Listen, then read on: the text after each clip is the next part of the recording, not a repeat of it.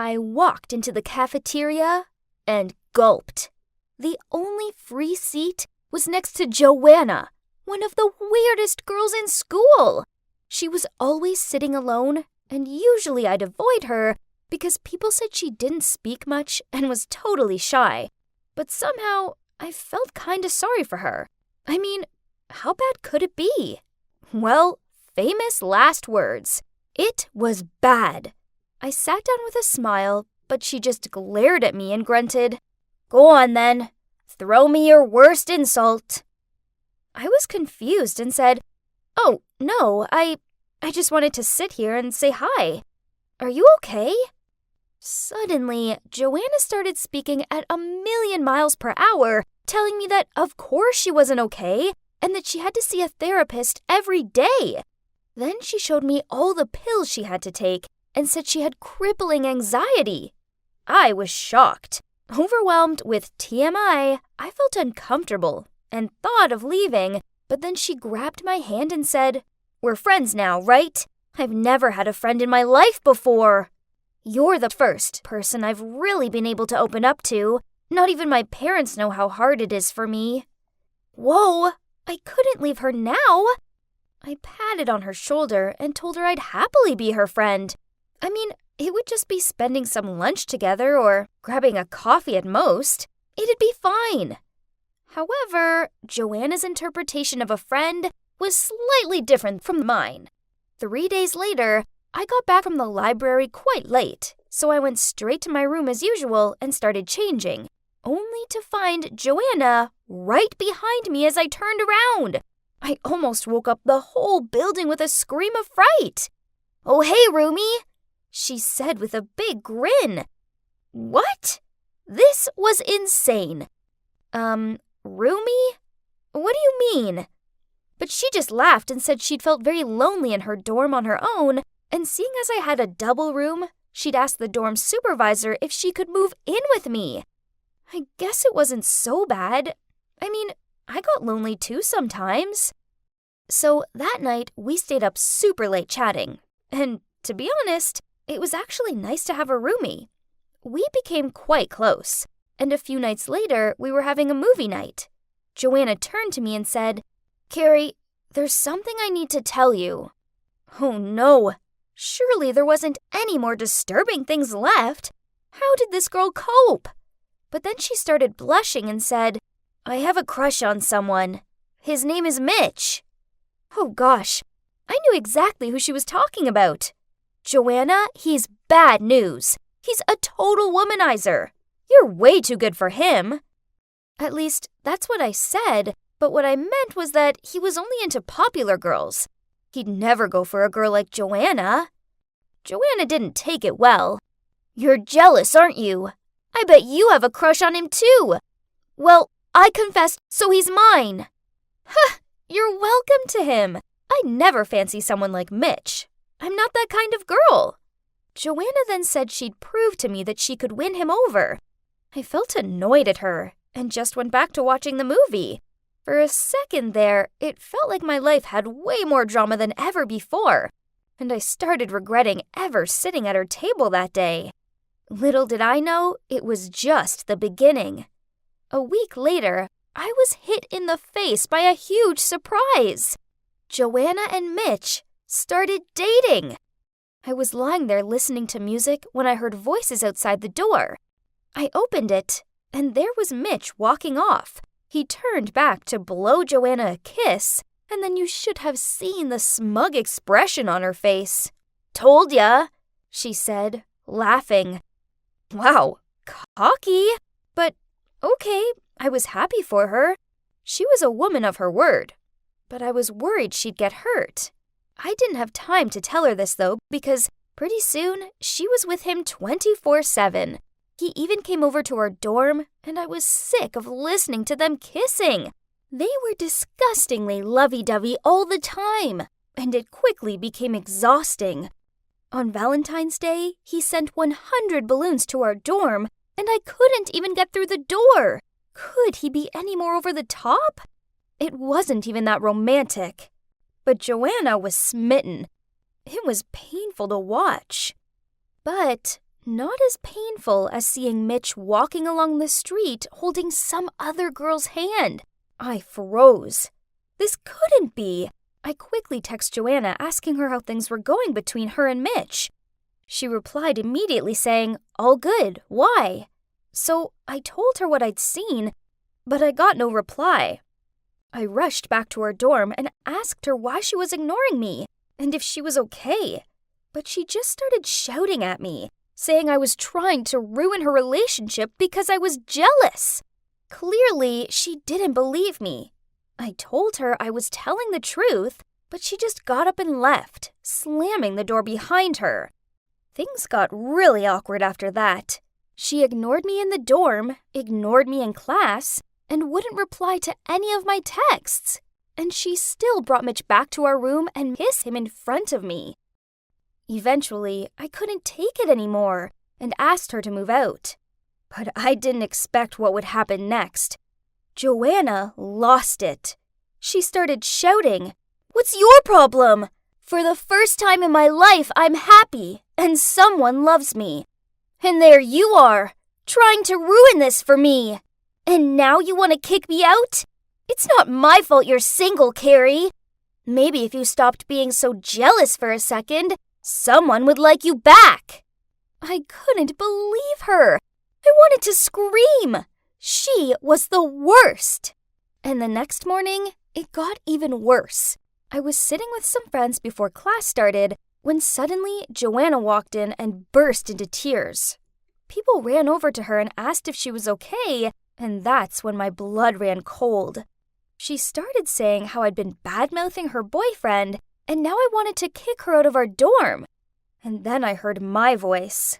I looked over, and she had her phone out and was playing a recording of our argument. Of course, she'd edited it to make me sound like the bad guy. Even my friends looked shocked, and Joanna told them all how I was a two-faced, good-for-nothing kind of girl and that I loved to gossip about everyone behind their backs. I tried to explain to everyone that Joanna was lying and that she was just angry, but everyone looked at me in shock. It was like they believed her. I was stunned. The next day, I noticed Joanna showing my friends some photos on her phone. They were screenshots of texts from me, but she'd edited them to create a total monster out of me.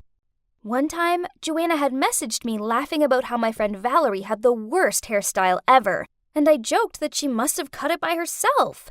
And there was the message where Joanna talked about how Mitch said his ex, Anna, who was also our class president, must have been flirting with the economics teacher to get good grades. And I said, "Has Anna sunk that low? Not only having an affair with a married man, but basically committing academic fraud? I don't think she would do that, though." But of course, Joanna had cropped out the last sentence, and she didn't show her parts in the conversation either. By that way, I looked like the worst friend ever. I tried to tell them what Joanna was doing, but they were too hurt to believe me. But that's not all. You see, Joanna had sent these messages to the whole school. For the rest of the day, people were coming up to me and telling me I was nothing but a mean girl. And then at lunch, I went to sit in my usual spot with my friends, and suddenly they all jumped up and left me there alone. I could hear everyone whispering about me. And then the most popular girl, Amy, came over to me and said I was a disappointment to this college, and I didn't even deserve to be here. I couldn't hold back my tears, so I rushed back to my dorm. But standing there with her arms folded, blocking the door, was the dorm supervisor. She said that she'd received reports about my behavior and that I had 1 week to move out of the dorm. I didn't understand. What had I done? Apparently, people had told her I wanted to get her fired. And then I remembered Joanna saying those exact words and asked me how she could report to the manager. So I'd sent her a text explaining how to report her. Oh my gosh, she'd even used that against me? This was too much. I went to find Joanna. I was furious. She was ruining my life. When I got to class, I planned to show everyone our full chat conversations, unedited. But I didn't get the chance because Joanna was sobbing hysterically, and everyone was comforting her. She was saying how living with me was torture and that she had to take medication to deal with me. Enough! How dare you! I screamed. Why are you doing this to me? What did I ever do to you? Joanna, of course, started crying even louder, and everyone stared at me like they wanted to kill me. I walked out of there feeling completely empty. I'd lost my friends, my dorm, my reputation, and every last bit of dignity, all because of that snake. I still didn't know what I'd done wrong. The more I tried to understand it, the more everyone defended Joanna. It was useless. No one listened to me. Eventually, I ignored them all, moved out of the dorm, and acted like Joanna didn't exist. Fortunately, I made some new friends that loved and trusted me and never twisted my words. As for gossiping about me that everyone else still did, I learned to block it out. And then about 4 months later, I got an email from Joanna. I was shocked. She said, "Carrie, I'm sorry. You were right all along. Mitch was cheating on me, and I should have listened to you. Please forgive me. I'm begging you. I'll do anything to make it up to you. I'll confess to everyone. Please, let's just be friends again. I miss you." Ha! Not in a million years. I deleted the email right away. There was nothing that she could do to ever make it up to me. She'd ruined my life, and I was done with that toxicity. Good riddance.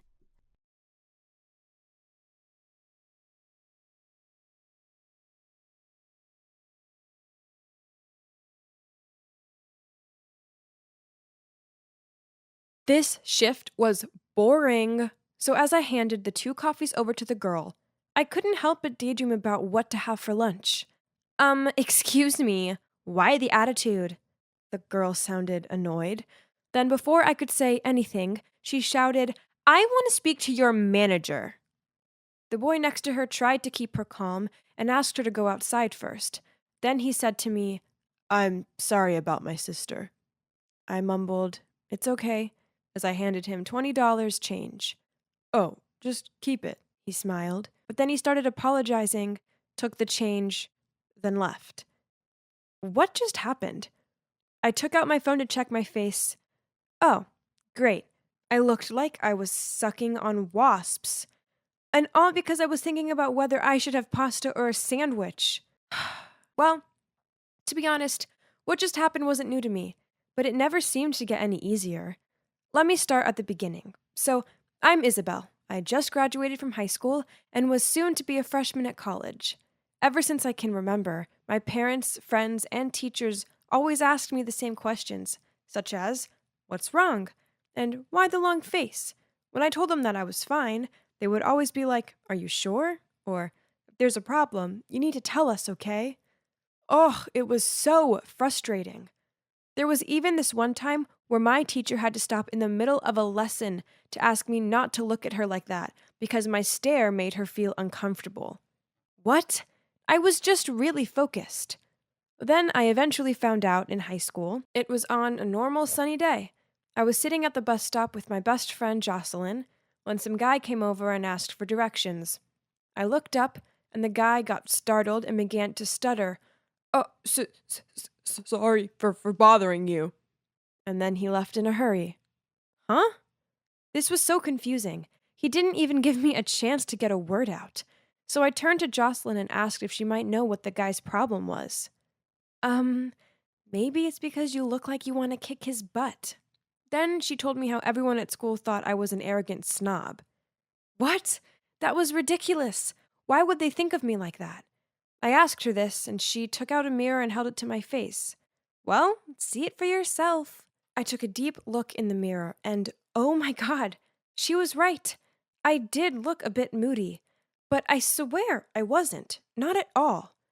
The next day, Jocelyn sent me a link to an article. It was about people having a naturally grumpy face, also known as resting bee face, aka RBF. You know the word. No wonder nobody likes me and wants to be friends with me. Well, except Jocelyn, thank God. She saw beyond my sullen-looking exterior. I wanted college to be different, So I was determined to say goodbye to snobby Isabel and say hello to happy, joyful Isabel. I just needed to smile all the time. Sounds easy, right? So on my first day at college, I walked into the lecture hall with the biggest smile fixed on my face.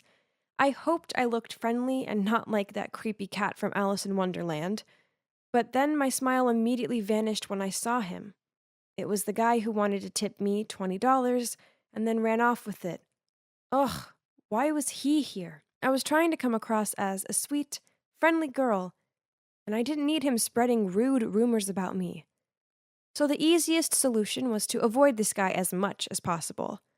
Only the universe had other ideas, and I found myself stuck doing a group project with him. Ugh, great.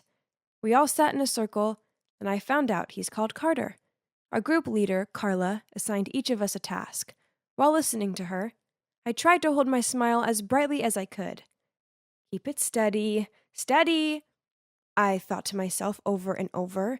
But you know what? Fake smiling is hard work, and it causes serious face ache. Then my cheek started twitching, so to avoid looking like a weirdo, I decided to take a break from smiling. And that's when Carla noticed me and asked, "Did I say something wrong?" Everybody was gawping at me. I could feel myself blushing. Great, now I probably resembled a grumpy tomato. That's when Carter spoke up. "Just continue. We'll say if anything's unclear." Thank you, Carter. Now, I know how Lois Lane felt after being rescued by Superman. This felt even more intense than the movie. And oh, he was actually kinda cute too. I felt a little bummed out after the group meeting. All I wanted to do was make some friends, but I'd already given Carla the wrong impressions about myself. I'm not a big party goer, but perhaps the big freshman party happening on Friday would be a good place to make friends, right? Feeling down, I sat on the side of the bench by the college sports field and just looked up to the sky. Then I noticed Carter playing soccer with some guys. So I watched him play for a bit. It could have been the lighting, or the fact he looked so hot when sweaty, but I couldn't take my eyes off him. Maybe I should try talking to him. The next day, I walked into the lecture hall and spotted Carter sitting alone reading a book. This was my chance. I could sit next to him and start a convo. Okay, Isabel, keep it cool. Oh no, not cool. Cool means arrogant. Keep it happy. You got this. Smile on. Check. Hi, is this seat? Carter looked up. "Oh, I'm so sorry. I didn't know this was your seat." Then he gathered his stuff and moved to another table. What? Ugh, curse you, RBF! I wasn't giving up this easily, so I searched online and read that makeup could help fix my situation. So, I applied makeup around my mouth and eyes, then went to my lecture. Only during the group discussion, Carter whispered to me, "Are you sick? As you look a bit pale. Why don't you go home? I can take notes for you." After hearing him say that, I actually did feel a bit sick. Sick of the constant failure. But wait, this Friday was the party. That would be my last opportunity to make friends and talk to Carter. I'd never been to a party before, mainly because no one had ever invited me to one. Pretty sure they thought my grumpy look would kill the mood. So I spent ages deliberating on an outfit, opting for a bright colored dress to make me look more cheerful. As I walked into the party, I couldn't stop shaking. Everyone looked like they were having a great time, while I just looked like a grumpy kid longing for their mama. "It's okay, Isabel.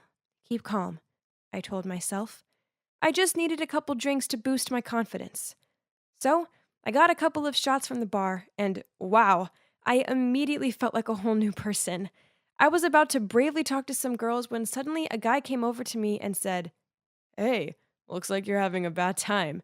If you don't like these things, I think you should just go home. It's okay." Great. If even alcohol couldn't help me, then what else could? I lost all interest in making friends, so I decided to take the random guy's advice and leave. Everyone would have far more fun without having to see my moody face anyway. As I hurried out of there, I heard someone shout, "Isabel, wait up." I turned around and saw that it was Carter. He caught up with me and asked why I was leaving so early. I muttered out how partying wasn't really my thing and I'd rather hang out somewhere else. "Yeah, I'm not so keen on them either. Can I come with you?" I froze for a minute, but I guess he presumed I was angry with him, as he apologized and went to leave. Oh, hell no. No way am I gonna let him slip away again, so I said quickly, "Of course you can come!" But it came out as loud screaming. The poor guy must have felt like a tiger was growling in front of his face. Well, at least he was still coming with me, right? Even if it was out of fear. He looked a little unsure as I led him toward one of my favorite places, which was underneath this bridge, but when he saw all of the awesome graffiti, he seemed to be more at ease. He had fun, looking from one piece to the next. Then we started talking, and turns out we could get on pretty well. We soon became close friends, and I even introduced him to Jocelyn. The more I spent time with Carter, the more I liked him, and I started to think that he liked me too. Don't ask me why. It's just a gut feeling. Then one day I opened the door to see Carter standing there with his huge bouquet and a cute gift box. Oh, sweet Lord, were they for me? I knew I needed to say something, so I mumbled out, "Who is that for?" Ouch. Did that sound a bit harsh? Should I ask again? And maybe with a softer voice and a smile. But before I could say anything, Carter replied, Oh, these are for Jocelyn. Can you please give them to her? Thanks." He handed me them, then ran off. What? Carter was in love with Jocelyn? But hey, it's no shocker that good things never happen to me, and someone with a naturally joyful look like her would get all the guys. Let's face it, who wants a mean-looking girlfriend? This sucked. After that, I purposefully avoided Carter, and we didn't talk at all for a week. It was all too much. So one day after lectures, I went to my happy place under the bridge. What? There was this new graffiti drawing. It was huge, ugly, and I think it was for me. As in dried, dripping letters, it said, "I love you, Isabel." I stared at it open-mouthed. Was this someone's idea of a joke? Then someone came up alongside me. It was Carter. "It's not my finest work, but I tried," he said coyly. Huh? He did this, but why?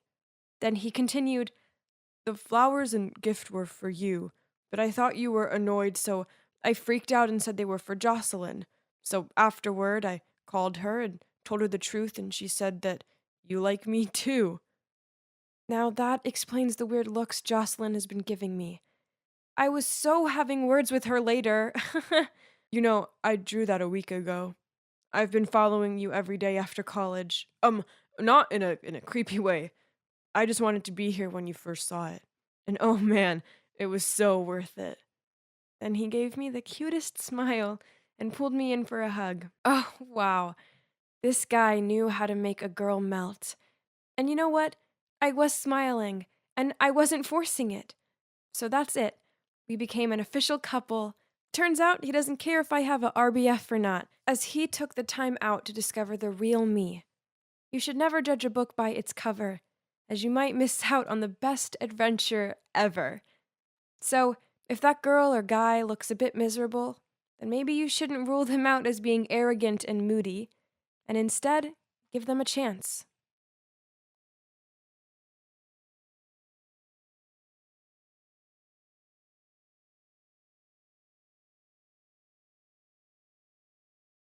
Oh my God, Evan, let's get married on April 3rd. What? Are you serious? Yeah, look. Then she waved her phone in my face. On the screen was some article about choosing special dates to get married. It's 04/03/21. We could get married anyways, right? So why not choose a unique date? And you'll never forget our wedding anniversary. But babe, that's 3 days away. How are we going to arrange a wedding in such a short time? She jumped to her feet. We will marry on this special date. Then she ran off upstairs. She was kidding, right? As this idea was insane. Oh, by the way, that was Mila, my girlfriend. And I'm Evan, and we've been dating for over a year now. I didn't give any more thought to her mad idea, but then later I saw her making all these calls to wedding locations and everything. And that's when I realized she wasn't kidding. Unsurprisingly, all the local wedding venues were fully booked for that date. So Mila came up with a crazy plan. We would drive to the wedding capital of the world, Vegas. My God, this was lunacy. But Mila wouldn't take no for an answer, so it was settled. We were going to Vegas, baby. There's one problem. We live in Alaska, so the trip would take us about 2 days and 16 hours. We called into work to take a few days off, and then we woke up super early and began our long journey to Vegas. I have to admit that I was kind of excited about our adventure, but little did we know how many ridiculous situations we would come across on our way. We started the journey at 5:30, and only a few hours in, Mila got peckish, so she started munching on our snack supply. Later on, I was craving potato chips too, so I asked her to feed me some. But to my horror, none of the snacks were left, and we hadn't even crossed city limits yet. That's not humanly possible. Then, when we reached the highway, she suddenly said she needed a pee. I stopped at the nearest service station, but she didn't go to the restroom. Instead, she turned to me and said, "Actually, since we're here now, why don't we go grab some lunch?" Excuse me? But it was 10 a.m. And didn't she just eat all our snacks? I knew it was pointless arguing with a hungry girl, so I just followed her. After that, we hit the road again. I was getting a bit bored, so I reached for my phone to turn on some Post Malone, but Mila stopped me and said that she had something far more interesting. The audio novel To All the Boys I've Ever Loved Before. Jesus. It was so boring that it almost sent me to sleep. So for the safety of our lives and the lives of other drivers, I decided to stop at a motel to get some sleep. Besides, I couldn't endure hearing any more of Laura Jean and this guy Peter. The next day after breakfast at a diner, we were walking to our car when Mila suddenly saw a pregnant woman loading stuff into her trunk. She immediately ran over to the lady, then told me to do the heavy loading while she just stood there and chatted to her. Suddenly, the lady touched her stomach and said that she wasn't feeling well. Oh my God, don't tell me that she was gonna... Oh boy, her water broke! Quick, we need to get her in your car and take her to the hospital! My car? What if the baby comes out? But Mila didn't listen and was already helping the lady get into the back seat. My God, I hope the baby didn't slip out too soon or else I'd have to burn my car. Let me drive. You sit in the back with her. Her husband isn't here, so she needs a man for emotional support. What? That sounded absurd, but there was no time to argue. The lady began to scream because of the pain. I tried to calm her down by telling her to breathe in and out, but she just shouted, "Shut up!" Then held my hand and squeezed it really hard. Oh my God, she was going to break my fingers like toothpicks. It hurt so much I began to scream with her. Thank God we got the lady to the hospital on time. Phew, I couldn't imagine what would happen to my hand and my car if the baby had arrived any sooner. So the journey continued. As we were driving through Fort Nelson, I saw a guy holding a sign asking for a ride to the nearest service station. Of course, I ignored the dude and wanted to drive past him, but my girl Mila over here just couldn't seem to brush that aside. She made me stop the car and warmly welcomed him into our car. Ugh, that was so annoying. While I was driving, I smelled something really awful. My God, it was so smelly that I couldn't breathe. It had to be this dude. I gave Mila an angry glare, but she just gave me a guilty smile back. Well, at least she had to suffer too. I had no choice but to open the windows on a highway. Mila clutched her head as she shouted, "Are you crazy? Close the windows! The wind is ruining my hair!" Oh my God, was her hair more important than her nose? Thank God, after 30 minutes we reached a service station and the guy got out of my car. I went to the restroom to freshen myself up, and when I came back, Mila was nowhere to be found. I was about to call her, but oh man, I left my phone in the car and she had the keys. After 45 minutes of searching, I gave up and went back to the car to find her sitting there, her arms folded as she glared at me. Where have you been? You do realize we have a tight schedule to keep." What? Was she serious? Then I suddenly heard someone coughing in the back. I turned around and to my horror saw a little boy sitting there. Why was there a kid in my car? Mila explained that his school bus had left without him and we needed to take him to his camping location. Not again, Mila. Why does she have to be that sweet little angel who couldn't help but have to help everybody? But my God, now there was not the time to be Charlie's Angels and rescue that little kid. I told her, but she immediately accused me of being heartless, cruel, and everything. Jesus. That's the third person I'd given a free ride to today. As I was driving to the camping location, the kid suddenly felt nauseous. I shouted at him to hold it as we were on the highway, and it was impossible to stop. But he started to make vomit sounds. Mila freaked out, so she grabbed something and let the kid throw up in there. After I found a place to stop, I turned around and saw that Mila threw all my stuff out and used my precious Nike duffel bag as a vomit bag. That's it. I'd had enough. So I shouted at the kid, Get out of my car! He got so scared that he ran out and started crying really loudly. That wasn't cool. He's just a scared little kid. How would you like it if your school bus left you behind? Okay, maybe I was a bit harsh on the kid. You can't blame me. It'd been a long couple of days, and that was my favorite bag. But still, I went outside to comfort the kid. Hey, please don't cry. I'm really sorry for earlier. I didn't mean to shout at you. I'm just really tired from all that driving. The kid stopped crying, but still looked very scared of me. So I said, hey, if you give me a smile, I promise to buy you some candy later. He immediately smiled and hugged me. Oh great, I was sure Mila didn't wipe his mouth clean after all that throwing up, as I got some vomit stains on my shirt. But hey, the hug kind of felt nice. We dropped the kid off and his teachers were very grateful. But because of everything we'd been through today, there was no way we could rest in a motel and make it on time to Vegas. So the only option was to drive through the night, so Mila took the wheel so I could catch some Z's. A honking sound startled me and I sat up and saw that we were going at a snail's pace. Mila, what's wrong? You're driving slower than my granny! I think we're lost. What? Why didn't she wake me up? Then, oh no, we suddenly heard a cop siren. And guess why we were pulled over? Yup, for driving too slowly in a 60-mile-an-hour zone. My God, I was freaking out. But Mila turned to me and said, just keep quiet and I'll do the talking. She opened the window and began to speak in a weird way. Hi, officer, did I do something wrong? Can I see your license, please? Oh, yeah, absolutely. Here you go, Officer Good-Looking. It's Goodlin. Oh, sorry, my mistake. Please don't look at my picture. I was having a bad hair day when I took it. Oh, dear God, was she actually flirting with the cop? He looked at her license with a frown on his face. Oh, no, we'd end up being locked up. Well, Miss Forrester, I think you look great in this picture. I'll let you off with a warning this time, but please be more careful. Driving at 20 in a 60-mile-an-hour zone is more dangerous than it sounds. Oh my God, thank you so much. Today must be my lucky day. I'm stopped by not only a very handsome but also kind-hearted officer. If I don't get married tomorrow, I will definitely get your number. My God, I think he gets it. After that, I didn't talk to her the whole night. How could she flirt with another man right in front of me? And now we had less than 16 hours to get to Vegas and get married. So we grabbed a quick breakfast from a diner, then carried on driving. On the plus side, we finally crossed the Canadian border. We were in Montana, baby. Then Mila turned to me and grumbled out, FYI, you forgot to close the window again. Anything could have crawled inside while we were at that diner. Ugh, was she serious? I didn't have the time nor the patience for this, so I just nodded to let it go. We sat in silence, but suddenly I heard squeaking. No way was that Mila. Oh my God, something must be in my car. I pulled over and looked in the back seat to see a skunk jumped out right at me. We both screamed and got out of the car. While I was trying to think of a way to get rid of it, Mila suddenly pointed. Do you realize the car is rolling down that hill? I turned around and the car was really moving. I must have forgotten to pull the handbrake. We chased after it, but luckily it rolled into a muddy patch. I looked inside and phew, at least the skunk had gone. I tried driving away, but the car made an awful sound and only seemed to sink lower into the mud.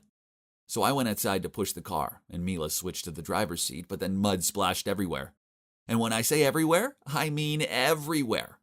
I called out for her to stop, but guess what? She didn't hear me over the music she just had to play. Unbelievable. While here I was, covered in dirt. But, well, as annoying as the loud music was, the weekend's blinding lights kind of boosted me up somehow, which made me push the car as hard as I could. And yes, it got out of the mud.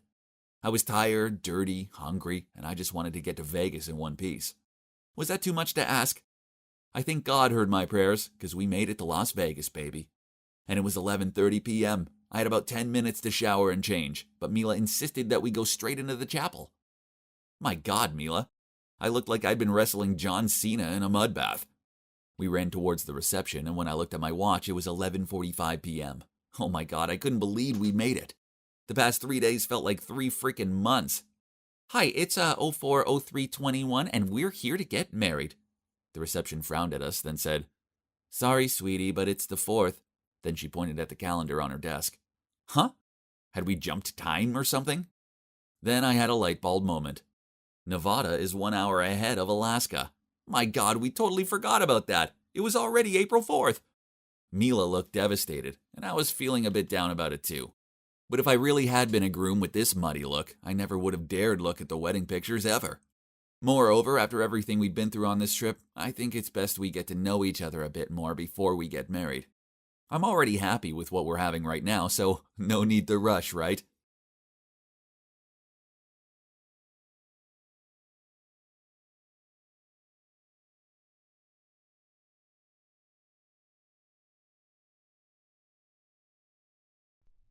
Ow. Jess, can we please take a break? 15 minutes, okay? I'll go grab some Oreos. Our favorite! Ugh, I hate chemistry. And it doesn't like me either. The only thing I know is that cafe has 2 chemical elements in it. Calcium and iron. My parents are freaking out that I'll fail it. I don't know why. I mean, it's not like I want to be a scientist or anything. Anyway, they asked Jessie to tutor me. Currently, my grade's still lingering around the F mark, but there's no way I'm finding a new tutor. Why, you ask? Well, because Jess and I are the perfect match. We're both addicted to online shopping and love to read about the latest scandals to hit social media. And that quickly turned us into best friends. And this is my ABCDEFGH boyfriend, Bryce, which means attractive, brilliant, cute, darling, elegant, funny, gorgeous, and hot. I love him. So you're probably wondering how I met such an awesome college boy? Well, it's all thanks to Jess, really. As turns out, she's one heck of a wing woman. So one time during the break, Jess was looking up her college forums when I spotted Bryce in one post. Wow, that's a hottie! You know him, Jess? I pointed at the post. She then replied, "He's so your type, right?" That's Bryce. I heard he's still single. Go for it. I'll get your back. Oh, that sounds interesting. I grinned back. After that, Jessie went into full-on detective mode. After only 10 minutes, she'd found what block he lived on, what he's majoring in, and even the name of his pet dog. And since then, she instructed me on how to text, reply to, and flirt with him. Cool, calm, and collected. It worked a treat, as by the end of the week, he'd asked me out on a date, and now he's my dreamy BF. He might look like the bad boy type, but underneath it all, he's sweet and shy, just like Edward Cullen. Aww. And guess what? We've been together for 2 months, and, we haven't kissed yet. But, so, how's it going with you and that hot college boy of yours? I don't know. It's just recently, I feel like he's being cold with me. Jess, I know he's read my messages, but he still takes ages to reply. And he never texts me goodnight anymore. Not like before. I'm trying. I mean, he seems happy with the pair of Jordan 4s and the new phone I bought him, but I'm not sure if he wants to be with me anymore. Course he does, girl. You're a catch. He's probably just busy with his studies. I'm afraid he's cheating on me. You know, there's this Sally girl in Bryce's class. I often see that chick following him around, acting all friendly and making excuses to ask him to do stuff for her. Ugh. Don't be silly. I bet they're just friends. This girl needed to watch out, as I wasn't going to let her just waltz in and steal my man. I slammed on the table. Seeing how frazzled I was, Jessie made a suggestion. We would take it in turns to follow Bryce wherever he went and find out exactly what he was up to. A few days later, I overheard Bryce on his phone talking about his study group at his house. Annoying Sally would be there too, of course. So, being the bright spark I am, I paid the pizza delivery guy to attach a microphone inside the pizza to spy on him. But, the only thing I heard was Bryce's hungry stomach. Yuck. Another time Jessie texted me. Urgent. Saw Bryce in a jewelry shop buying an expensive necklace. Must be for Sally. Sorry. Fuming, I power walked the 20 blocks to his house. But his mom answered the door and proudly showed off the sparkly necklace Bryce had bought her for her birthday. Oops. Then On one of my days to follow him, I decided to go in disguise. The problem being it was 28 degrees, so my choice of Sherlock Holmes outfit and fake beard wasn't the best idea. I'd just followed him into a grocery store when the world began to black out and I tumbled straight into a display of cans. The last thing I saw was a group of people leaning over me, including a confused-looking Bryce. "Babe, you're awake, but why the freaky costume?" I sighed, then replied, "I'm sorry. It's just you've been so distant recently. Don't you like me anymore?" He chuckled. "Maddie, of course. I'm just busy with my graduation thesis. You know, I'm in my final year." Aha! So we were all good. Yay! So the next day, I bought us a set of those seriously cute couples rings from Tiffany & Co. to mark this. Peace was restored. At least for a short time. Lately, whenever we went out on a date, Bryce didn't pay attention to my words anymore and just had his eyes glued to his phone screen. Oof!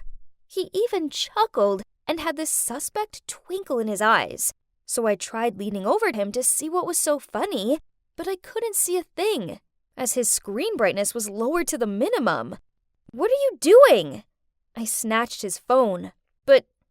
What? Wrong password. I bought him this and set the password as our anniversary. Why won't you let me look at your phone? What are you hiding? "Nothing, Mads. I just like my privacy sometimes, that's all. Now, come on, baby boo. I'll get you a chocolate muffin." There's no way I was turning that down, especially as thinking about it, it's the only thing he'd ever bought for me. But as I nibbled on my muffin and watched him transfixed on his phone, I couldn't shake away the feeling that something was wrong. I couldn't drag Jessie into this mission, as her studies were occupying her attention at the moment. It's okay. I can solo it. And this time, I won't faint. I swear. I did my research and found the perfect spy software. I know, I don't normally condone this sort of behavior, but Bryce was hiding something, and I needed to find out what it was. The software was simple to use.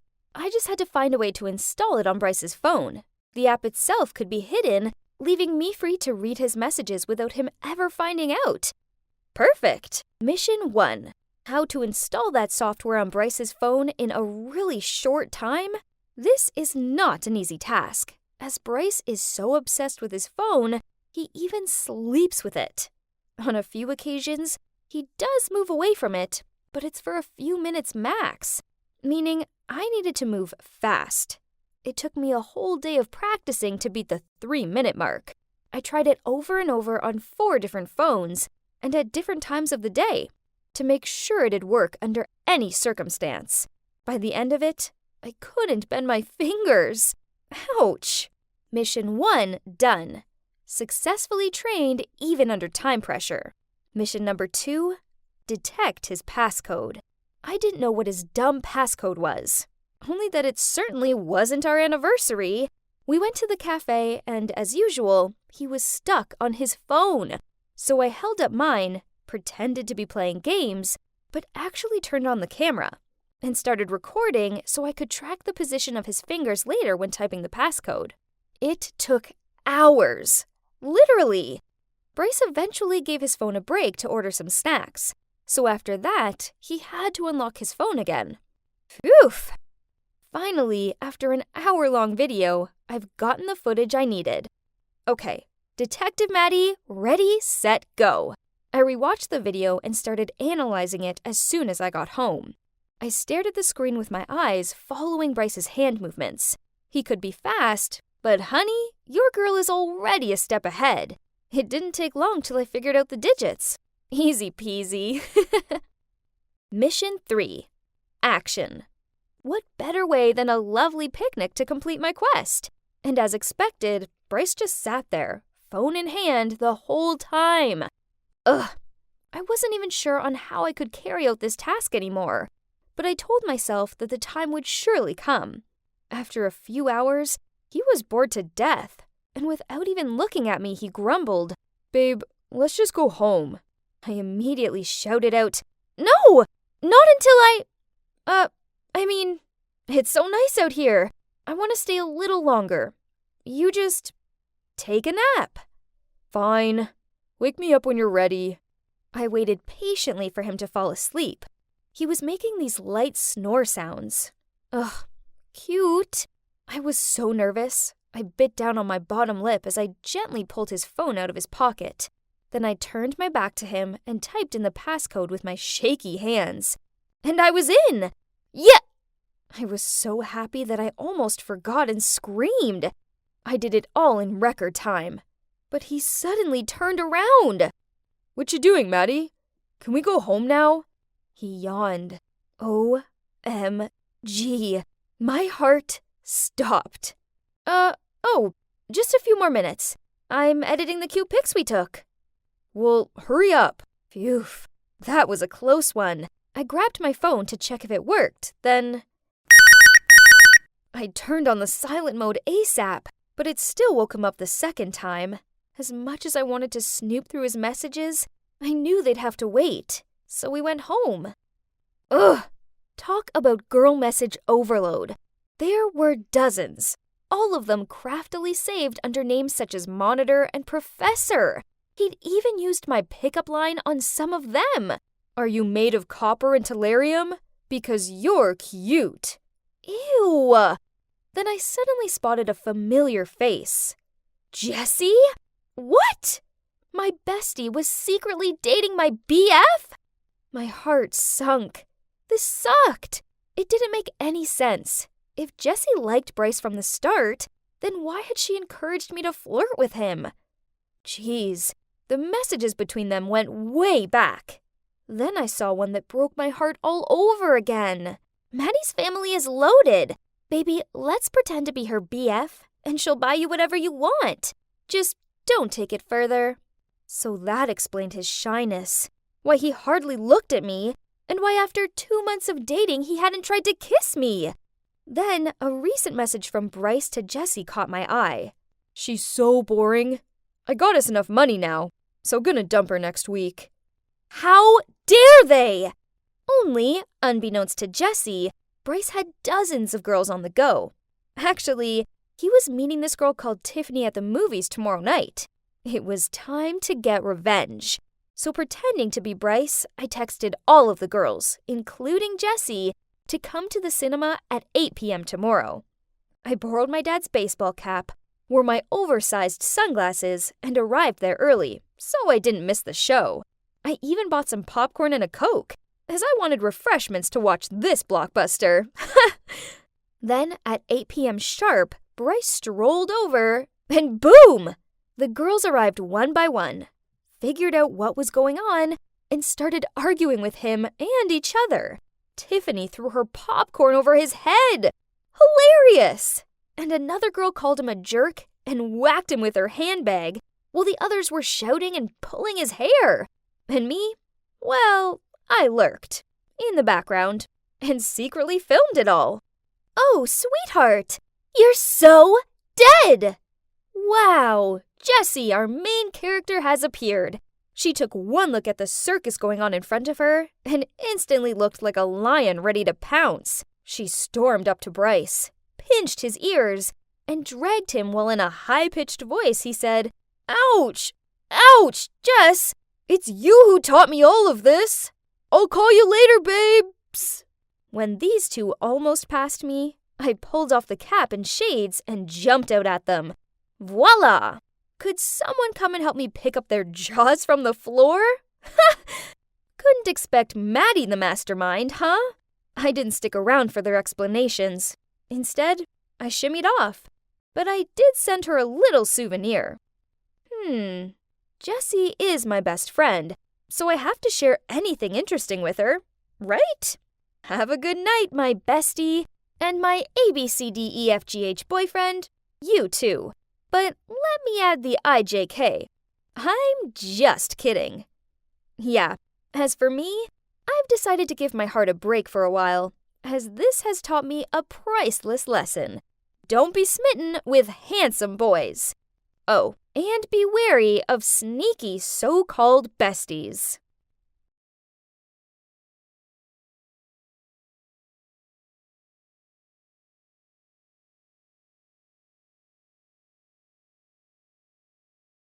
Sometimes in life, we do things we might not be proud of. But honestly, if I had to go back and do it all again, I wouldn't change a thing. Please listen to my story and let me know if you think I did the right thing. It's been a crazy ride. I'm Delilah, and I grew up as an orphan. When I was only 5 years old, my parents were arrested as they belonged to some kind of mafia. I didn't have any relatives, so I was sent to an orphanage. I was too young to really understand it all. I just thought my parents were so busy with work, they didn't have time to take care of me. But later, I understood that my parents were bad people, and that they'd often hit me and even starved me whenever I was naughty. Over the next 4 years, I was adopted by 3 different families. The first 2 didn't end so well, so they sent me back. But the third family was really nice. Unfortunately, luck wasn't on our side, though. There was a car accident. I was lucky enough to survive, but my adoptive parents didn't make it. I was devastated and got sent back to the orphanage. I didn't understand why I was so unlucky. It really felt like the universe was punishing me. Years passed by and no other families adopted me. So as soon as I turned 18, I left and decided to start on my own. But it wasn't easy. I'd had no real education and I couldn't find a decent job. I did a lot of random jobs, like pizza deliveries, handing out flyers on the streets, and working in a supermarket for a bit too. The money was never enough, though. I hate to admit this, but sometimes I stole groceries from work. However, one time I got caught, and of course, they fired me. That sucked. How would I be able to make it to tomorrow with $2 in my wallet now? I vented out with my coworker Casey about how miserable my life would be without that job. Then Casey just smirked at me and said she knew another way I could make some money. She said it was just a one-time thing and it would be risky, but the money would be enough to last me for years. I was eager to hear more, but you won't believe what it was. The job was to kidnap the daughter of a rich family and then demand ransom. Casey said all I had to do was take care of the kid for a few days in an abandoned warehouse, and when the parents paid the ransom, they'd send the kid back, and I'd be free to go with all the money. I mean, it sounded easy, right? It's not like I was actually kidnapping her. I was just taking care of her for a few days. More like a babysitter, so nothing could go wrong, right? The little girl was called Lisa, and she was just 2 years old. Her parents, Mr. and Mrs. Taylor, were well known, and they were stinkin' rich. The plan was actually so simple. Every Sunday, her nanny took her to the playground, and so that's where she'd be kidnapped from. You're probably wondering if it worked out. Well, I'm not in jail right now, so there you have it. I was waiting in the warehouse, and they delivered Lisa to me. Now, all we have to do is wait. The warehouse was pretty shabby, but it had enough to survive. And at first, Lisa cried a lot, and I seriously couldn't get her to stop. I tried playing her Baby Shark on YouTube. Believe it or not, it worked, and she stopped immediately. Later that night, though, Casey called and said Lisa's parents refused to pay and that the police were involved. Oh my gosh! So now what?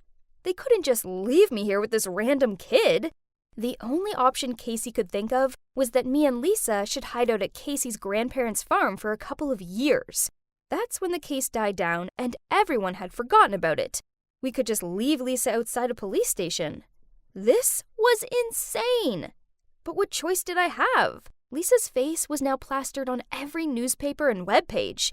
Also, not to mention the fact I knew nothing about raising a kid. What a disaster! But hey, at least I'd get to move to a farm. So the next morning, Casey's cousin, who drives vegetables from the farm to the city, picked us up and drove us safely to the farm. It was perfect, because Casey's grandparents didn't own a TV or the internet, so they knew nothing about the missing kid. Casey told them I was a single mom and had nowhere else to live, so they warmly welcomed us and said in return I could help them out on the farm. Those first few weeks were torture. Lisa was so naughty. Every time I fed her, she'd throw her food around. And once, she threw a hot bowl of soup over my head. After that, I was tempted to let her starve. I couldn't handle it. To be honest, I hated her. I regretted so bad getting involved in this mess every time I saw her face. But then one night, she was lying on the bed and I was impressed. She'd finally chilled out. I went to wake her up to take her down for dinner, and she was on fire! I started panicking and went to find a thermometer, and her temp was 39 degrees Celsius. I had to get her fever down. I asked Casey's grandparents to help me buy some medicine for her. I was seriously panicking because she was shaking now. I just picked her up and held her in my arms, and I realized I would protect this little girl no matter what. She looked so innocent, and I actually felt my heart open up to her. We must have fallen asleep because I suddenly woke up an hour or so later and was relieved to see her body temp was back to normal. After that, I felt closer to Lisa. And honestly, she was pretty cute. Soon, I was sewing her little dresses and cooking her favorite foods. We actually had so much in common. We both loved mac and cheese, hated carrots, and were addicted to chocolate. Pretty soon, a year had flown by, and Lisa was starting to speak. And then she started to sing. And oh man, she's the most adorable thing on earth. Then one day, she turned to me and said, "Mama." I almost cried. I felt so happy, but it wasn't right. I had to give her back to her parents. She didn't deserve to live a life away from them, like I had with my parents. So I did something crazy. I saw Lisa's parents were looking for a part-time maid, so I used a fake name and applied for the job. I wanted to see if it was safe to take Lisa back without getting caught, but it was immediately clear that something wasn't right. It was like they didn't even miss her. I mean, imagine if your child had been kidnapped. Surely you'd be crying a lot, right? This family was different. All they seemed to do was work. It was so easy to sneak around their house. They left for work at 9 a.m. every morning and would only come back at 7 p.m. The only one I had to be careful of was Mrs. Garcia, the housekeeper. One day, I was searching for Lisa's room to see if I could get some of her toys, but I couldn't find it anywhere. There wasn't a single room that looked like it belonged to a 2-year-old. Had they seriously already packed up her room? Just given up hope? So, I decided to search the basement, and jackpot! I found a box full of toys. But that's not the only thing that was there. There was a crumpled up photo, too. I got curious and unfolded it, and saw a little girl in the photo. I froze. That little girl wasn't Lisa. She was about 5 years old and looked familiar. It's like I've seen her before. Could it be? Is that me? But why did Lisa's parents have a photo of me? Suddenly, Mrs. Garcia appeared and said, "What are you doing down here? I knew there was something fishy about you. I'm going to call Mr. Taylor." She quickly took out her phone and was about to dial his number. I grabbed it from her, but oh man, this old lady was strong. We were fighting over her phone, and then she let it go. She looked shocked and pointed at me, then in a trembling voice said, You are Delilah, aren't you?" I was stunned. How did she know my real name? Oh God, she must have known I'd kidnapped Lisa. I was probably about to go to jail. But then she continued speaking, and I thought I was going to faint. Lisa's parents were also my biological parents, which made Lisa my sister. Mrs. Garcia had recognized me because she saw the scar on my arm, which she said I'd got from falling out of a tree. She'd worked for my family since before I was even born. But then she said something that shocked me even more. "Don't come back to this family, Delilah. Please, it's for your own good. If you stay, you'll be in danger like poor little Lisa. They didn't care about her at all. They often left her starving, and then she got kidnapped. They haven't even bothered to look for her. They're cruel and heartless, and all they care about is money.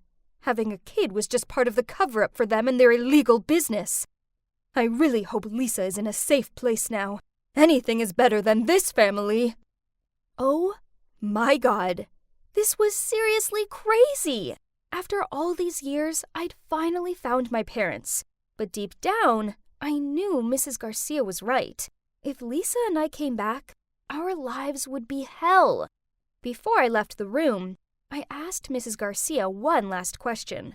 Did my parents look for me when they got out of jail? Mrs. Garcia shook her head sadly. Let's be honest, though. I knew the answer before I even asked. So I went back to the farm and continued to take care of Lisa. Now that I knew she was my sister, I loved her even more and promised myself that I'd give her the life she deserved. It's been 10 years now, and we're doing great. Our parents did do a bit of searching for Lisa, but only for like a month. Then they gave up. Mrs. Garcia had been right. They didn't care about Lisa or me. When it felt safe, Lisa and I moved to Canada. I started to work in a few different places and even took some classes. Turns out, I have a passion for plants, and I can thank my time on the farm for that. So I opened a small plant shop, and the business is going so well. Lisa is my motivation. She's the reason I work so hard and keep fighting for our lives. And now we're happier than we've ever been. When Lisa turns 18, I'm going to tell her everything. But for now, I'll let her think our parents aren't evil people and that they're just busy working in another country. So, what do you think? Would you agree I did the right thing? I think I did. Hey, I'm Henry, and I'm a 23-year-old from Hamburg. And I have one question. You must have heard of K-pop, right? So, any K-pop fans in the house? Of course, I'm one. To be specific, I am an ARMY, a true BTS stan. Oh, and for those who don't know, stan is slang for when you're a big fan of something. Anyway, I can proudly say I'm obsessed with K-pop, and it's such a fun journey, right? But not everyone gets it. In fact, this is my story about how people treated me for being a fanboy, and it gets pretty dramatic. So, people always think that we like K-pop just because the idols are good-looking. But no, that's not only it. Seriously, I bet those who hate K-pop haven't even given it a proper listen. So you K-pop haters, just hear me out. And I'll start by tracing all the way back to the beginning of that life-changing moment when I first discovered K-pop. It all started when my classmate Chrissy was watching this music video called Dope during recess. I got curious and joined her. And oh boy, I never seen something so incredible before. The camera work, the choreography, it was unreal. I couldn't get the song out of my head, and the video was so much fun to watch. They didn't need hot girls nor supercars to make it eye-catching. It's pure talent only. After that, I started to listen to more K-pop and became a multi-stan, but BTS is always my one true love. I love them, and I wouldn't mind sharing all about it on my Instagram, which also helps me make friends with a lot of other ARMY from all around the world. Mostly girls, but a lot of guys too. And they often message me saying how much they admire me for being so open about my love for K-pop. They say they wish they had the same courage I did, since a lot of them got made fun of for liking Korean male artists. How ridiculous is that? It's 2021. We can like who we like, and we shouldn't have to keep quiet about our passions. However, I totally understood how they felt. I've been there, and it was rough. One time in high school, I'd been so excited to show Chrissy my new BTS album. We were screaming and squealing as I carefully flipped through each page as if it was my most prized possession, when some jock walked by with his crew and snatched it out of my hand. Then he said, "What is this tween magazine? Didn't they all have plastic surgery, right?" Then another guy said, "Why do you like these guys? Are you gay or something?" Then they all walked off laughing. I was so angry I wanted to kick them so far off the earth, even Google wouldn't be able to find him. But I couldn't do anything. They were way bigger than me and would crush me into a pulp if I even tried. So I came up with a better idea. I started going to the gym. I wanted to be buff like Jungkook. Then I wouldn't be afraid of any losers picking on me and my boys anymore. Oh, and by the way, I'm not gay. That's just another thing us fanboys have to deal with. There's nothing wrong with being gay, but just assuming I am because I like K-pop is silly. K-pop is for anyone and everyone. Anyway, after high school, things were looking up as people in college were less nosy. We'd all grown up, and you won't believe how muscular I'd become. Girls started showing interest in me, but there was only one girl I had eyes for. Her name was Kayla, and she was so cute. However, there was just one tiny problem. And by tiny, I mean huge. She didn't like K-pop. Once when we were studying, she sat closer to me and asked with a smile, "What are you listening to?" Then she took one side of my earphones. "What is this? Some kind of chanting?" Then she just went back to reading with a disgusted look on her face. What? That was my bias. Rap Monster was spitting fire. I didn't know she was that tasteless, but I let it slide this time, since I didn't want to make a big deal out of it in the library. After that, things got worse, and her hatred for K-pop became more obvious. Every time I talked about it, she rolled her eyes and changed the subject. And when the new music videos came out, and I couldn't wait to show her, she'd just scroll on her phone and ignore it. Other than that, she was always so sweet, and so we kept on dating. But we shouldn't have. One time, we were hanging out at the mall, and it was a pretty special day for me as it was BTS's debut anniversary. I was so excited and had even worn my BTS crossbody bag with a Koya keychain to complete the look. I thought I looked cool, but Kayla burst out laughing when she saw me and said, "OMG, did you borrow your sister's bag or something?" I tried to explain to her and said, "No, it's mine, and this is my baby Koya." But she just cut me off and rolled her eyes, as she said we'd be late for the movies. She kinda killed my vibe, but it was BTS day, so I wouldn't let anything ruin it. We were lining up to buy popcorn when I felt someone tap me on the shoulder. "Excuse me, I couldn't help noticing your Koya. Are you perhaps an ARMY?" I finished his sentence with a scream. We were both excited. We basically talked in gibberish that probably only ARMY could understand. Turns out J-Hope was his bias, and his name was Craig. Then he even gifted me some photo cards he'd just printed out. I was so immersed in the conversation with him, I forgot Kayla was even there, until Craig said to her, "Oh, hey, who's your bias? I might have some cards for you too." Kayla looked offended and said, "You guys are sick. What a pair of losers. I've had enough of this K-pop stuff." Then she stormed off. We were left stunned, but oh well. If she couldn't respect my hobby and love me for who I am, then fine. Good riddance, Kayla. After that, Craig and I went to a cafe to talk everything BTS, and until this day, we're still good friends, and I'm grateful he saved me from dating that awful girl any longer. After that relationship, I gave my love life a bit of a break, as I was busy with streaming music videos, voting for BTS on award shows, and catching up with all of their content, on top of studying. I was perfectly happy living my little fanboy life without any girl, but then one day, everything changed. I was on the bus to class because I wasn't feeling well enough to drive after a white night watching BTS's live stream.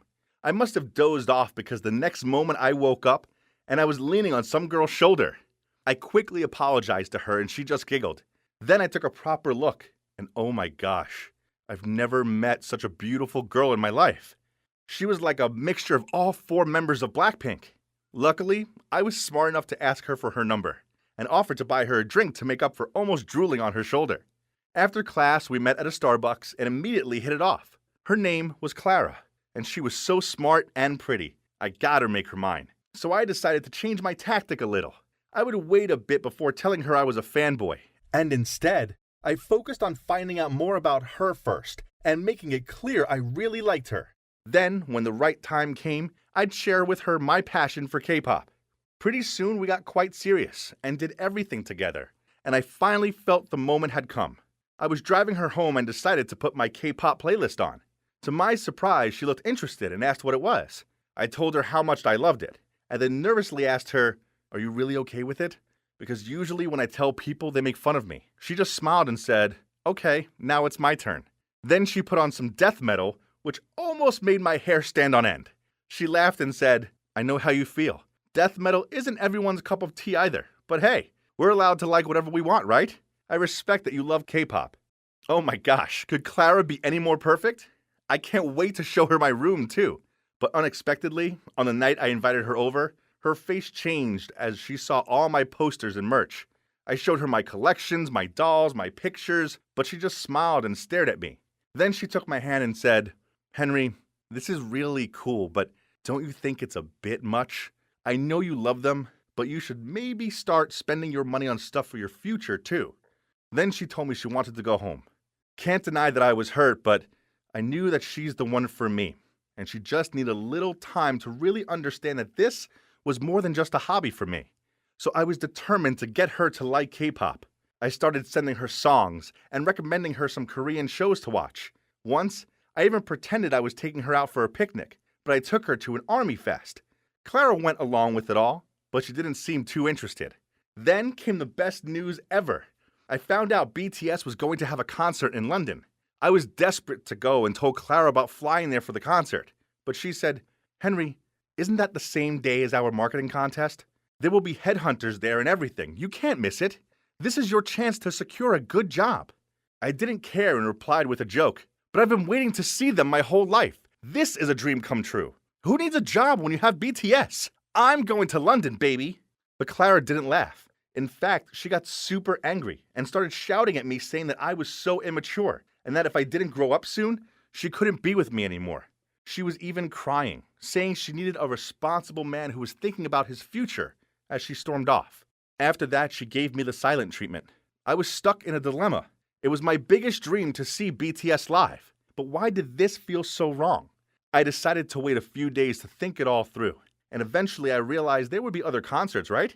I really couldn't skip the contest. I mean, how else would I support BTS without money? I did need a job. So even though it broke my fanboy heart, I told Clara I'd skip the concert this time and go to the contest. Clara immediately grinned and said, "Really? I'm so proud of you, Henry." Then she gave me a big kiss, and I reminded myself this was all worth it, and at least I still had my girlfriend. But suddenly Clara started speaking again. "Henry, there's something I need to tell you. Actually, Professor Geller has told me that the contest has been put off temporarily, so this was just a test." Then she said she just wanted to see if I could figure out my priorities. She loved how passionate I was about K-pop, but everything needed balance, and she wanted to make sure I would take other parts of my life as seriously as I took K-pop. Then she handed me her phone and said, "Look." I couldn't believe it. It was 2 tickets to the BTS show. She'd bought them for me. I was so happy I burst into tears and couldn't stop hugging her. I thought that was the happiest moment of my life. But the BTS concert was, especially as Clara was by my side. We're currently still together, and guess what? She even biases Jin now. She's seriously the perfect girl for me, and I can't wait to spend my life with her. If in 2031 you ever see a family of 4 screaming their heads off at a BTS concert, chances are it's me and Clara and our future kids. Don't be shy. Come say hi.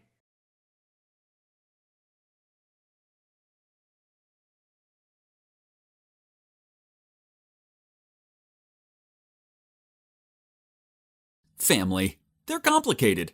Right. I used to think my family was happy as can be. Nope. Just like when a water balloon gets too big and then explodes, Mom and Dad split up just after one big, fat, dumb fight. After that, my dad moved out. Me and my little sis Katie were given a hard choice. One of us would stay here with Mom, and the other would go live with Dad and his new girlfriend, Zara. Katie's really sweet, kind, and sensitive, so I didn't think uprooting her life and making her live with some new stepmommy would be a good idea. I'm a big bro. Protecting my little sis is what I do best. So when it was settled, Katie stayed with Mom, and I moved in with Dad and Zara. Fast forward a few months, and Mom fell in love with some dude named Glenn and married him. I wasn't sure about Glenn. I'd only met him a couple of times, but he seemed too smug for my liking. Anyway, back to Dad's, it turns out my life with them was a breeze. They let me go out when I wanted, barely made me do any house chores. Instead, Zara was not a mean person. She treated me like family. And for my 16th birthday, she even suggested my dad to surprise me with my very own car. Happy days. But there was one snag. From my sis's messages, I sensed things weren't quite so rosy with her. So I went around to show her my new car. Well, really this was just an excuse to go and check things out. I strolled into the house to find Katie emptying the dishwasher. She was crying. I mean, I know house chores suck, but they weren't bad enough to bring someone to tears. Something was up. I made her a drink, and we both sat down and talked. She told me that it was Glenn. He didn't like her and kept getting her into trouble. Katie said, "He always considered me as a thorn in his eyes because he wanted Mom to spend full time with him. He demanded that I do all the house chores, and then when Mom got home from work, he'd say he did them. If I tried to question him on this, he'd get me into trouble by telling lies to Mom about me. Such as one time he said I cursed at him and stole $20 from his wallet." I didn't like the sound of this, so I asked her, "Have you tried telling Mom what's going on?" She nodded her head and blubbed out, "Yes, she says I'm just lazy and jealous." I replied, "Sounds like Mom's blinded by love. Don't worry, sis, she'll come around and see sense soon." She sniffed back tears and said, "I hope so, Rory. as things really suck here. I told her to let me know the next time Glenn did anything sneaky. Whoa, turns out this guy likes to play dirty. A few days later, he switched the cooking oil for whiskey, so when Mom started the cooking, the whole thing went up in flames. Then Glenn rushed to the rescue and blamed Katie, saying he'd seen her holding the whiskey bottle last night, but presumed she was just trying to sneak some. Then he told Mom that Katie had insisted he cook her steak, so the prank must have been meant for him. Mom instantly believed him over Katie, and punished her by making her miss her school dance and having to do house chores instead. Poor Katie, she was so upset. But then a week later, sneaky Glenn struck again. This time Katie saw him switching Mom's diet mayo for the full-fat stuff. Katie rushed to get Mom to catch him red-handed, but when she arrived, she saw him spreading diet mayo in her bagel. Mom shouted at Katie for saying untrue things about her stepdad and grounded her again. This sucked. My sis was the sweetest girl, and she doesn't deserve this. Not to mention the fact that some of these pranks sound dangerous. Well, not so much the mayo one, but the fire one could have ended so badly. This Glenn dude needed to stop with the games, and it was about time I showed him that no one messes with my little sis. So I suggested we switch things up for a couple weeks. Katie would go and live with Dad and get to know Zara, and I'd go and live with Mom and get to know Glenn. It's clear Glenn knew he couldn't mess with me, so for the first week he stayed out of my way. I used this time to refuel, relax, enjoy Mom's cooking, and plot my revenge. When the second week arrived, I was ready to make Glenn's life a misery. Tough lucky, Glenny boy. Mom was working extra hard as Glenn had lost his job. So, being the good son I am, I drove her to the grocery store. Mom was so happy with my help, and she promised to make my favorite omelet. When we got home, Mom called Glenn to come and help carry the bags inside. He tried to impress her by carrying them all at once, but one of them split open and groceries went everywhere, including the box of eggs. Oops! Mom was furious and shouted at him. That's what you get for trying to show off and be a strong man. Now I can't have an omelet for my dinner, and I was looking forward to that. Haha, seeing his dumbfounded expression was so funny. Yep, I cut a hole into the bottom of the bag so that would happen. I wasn't finished with him yet, no chance. So in the next few days, when Mom left super early for work, I poured cornflakes everywhere, threw dirty laundry onto the floor, put the dog bowl on top of the couch, and stomped around in my dirty sneakers. I even took the breakfast Mom had prepared for Glenn to school with me, so I knew he'd wake up hungry, then spent all day having to tidy up my mess. Ha! Naturally, Glenn wasn't happy with me, so when I got back from school, he forced me to mow the lawn. This guy looked so tired spending the entire day clearing out my stuff, so fine by me. As when Mom came home and saw me, I gasped for breath and said, I had a busy day with schoolwork, but Glenn still made me do all the chores. I'm so tired, Mom. Mom rushed inside and found Glenn watching cartoons. Then she yelled at him. You're home all day, so why don't you mow the lawn instead of making my son do it? I had to go to work. My boy had to do the chores. So what exactly is your role in this house? Glenn was speechless. It didn't end there, as Mom was so mad she made him sleep on the couch. Glenn avoided me after this, but that wasn't enough. I had to make sure that he'd leave my sis alone. I needed to make Glenn realize that his jerky ways were wrong. I knew Mom and Glenn had a piggy bank in their room for their future kid fund. So when they weren't around, I snuck into their room, smashed open the piggy bank, and hid the money in Glenn's jacket. That night after dinner, I asked Mom if I could borrow her headphones. So she went into her room to grab them. Just then, Glenn grabbed his jacket and was about to go somewhere. The moment he stepped out the door, we heard a frantic scream upstairs. It was my mom. She must have found the broken piggy bank and ran downstairs yelling at Glenn. He stood in the doorway confused, but then she checked his pockets and voila! There was the money. She angrily waved it in front of his face. What's this, huh? You're gonna go out spending the savings for our kid, right? You're making no money, so stop ruining everything!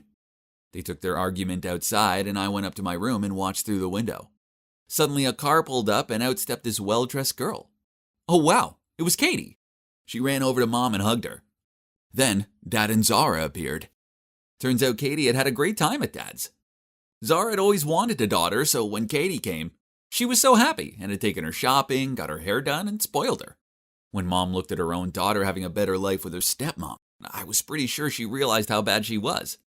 I could see her ashamed face. I rushed downstairs and greeted my sis. Then I turned to Mom and said, Mom, you should care for Katie more. You see, Glenn even treated me badly. You don't know how hard he was with her. We love you, so please trust Katie like you trust me. Then I turned to Glenn. You're her husband, but it doesn't mean you can replace us in our mom's heart. Mommies always love their children best. Don't be childish and try to separate them or I'll come back. I winked at him. Yeah, okay, he grunted. Then he turned to Katie and said, I'm sorry, Katie. What do you say to us starting again? Katie smiled sweetly and said, okay, I'd like that. It looks like I'd saved the day. Now Glenn knew that if he ever messed with Katie again, then I'd be back. After that, Mom still made Glenn do all the chores. But Katie, being the sweet girl that she is, helped him out with them. As for me, I went back to life at Dad's. I went around there more often to check on Katie and give Mom a lift to the grocery store. And Katie even came around for barbecues and to have a girly pamper session with Zara. So in the end, everything worked out, and now we're one big, crazy, dysfunctional family. But hey, as long as everyone's happy and doesn't try to mess with my little sis, then it's all good with me.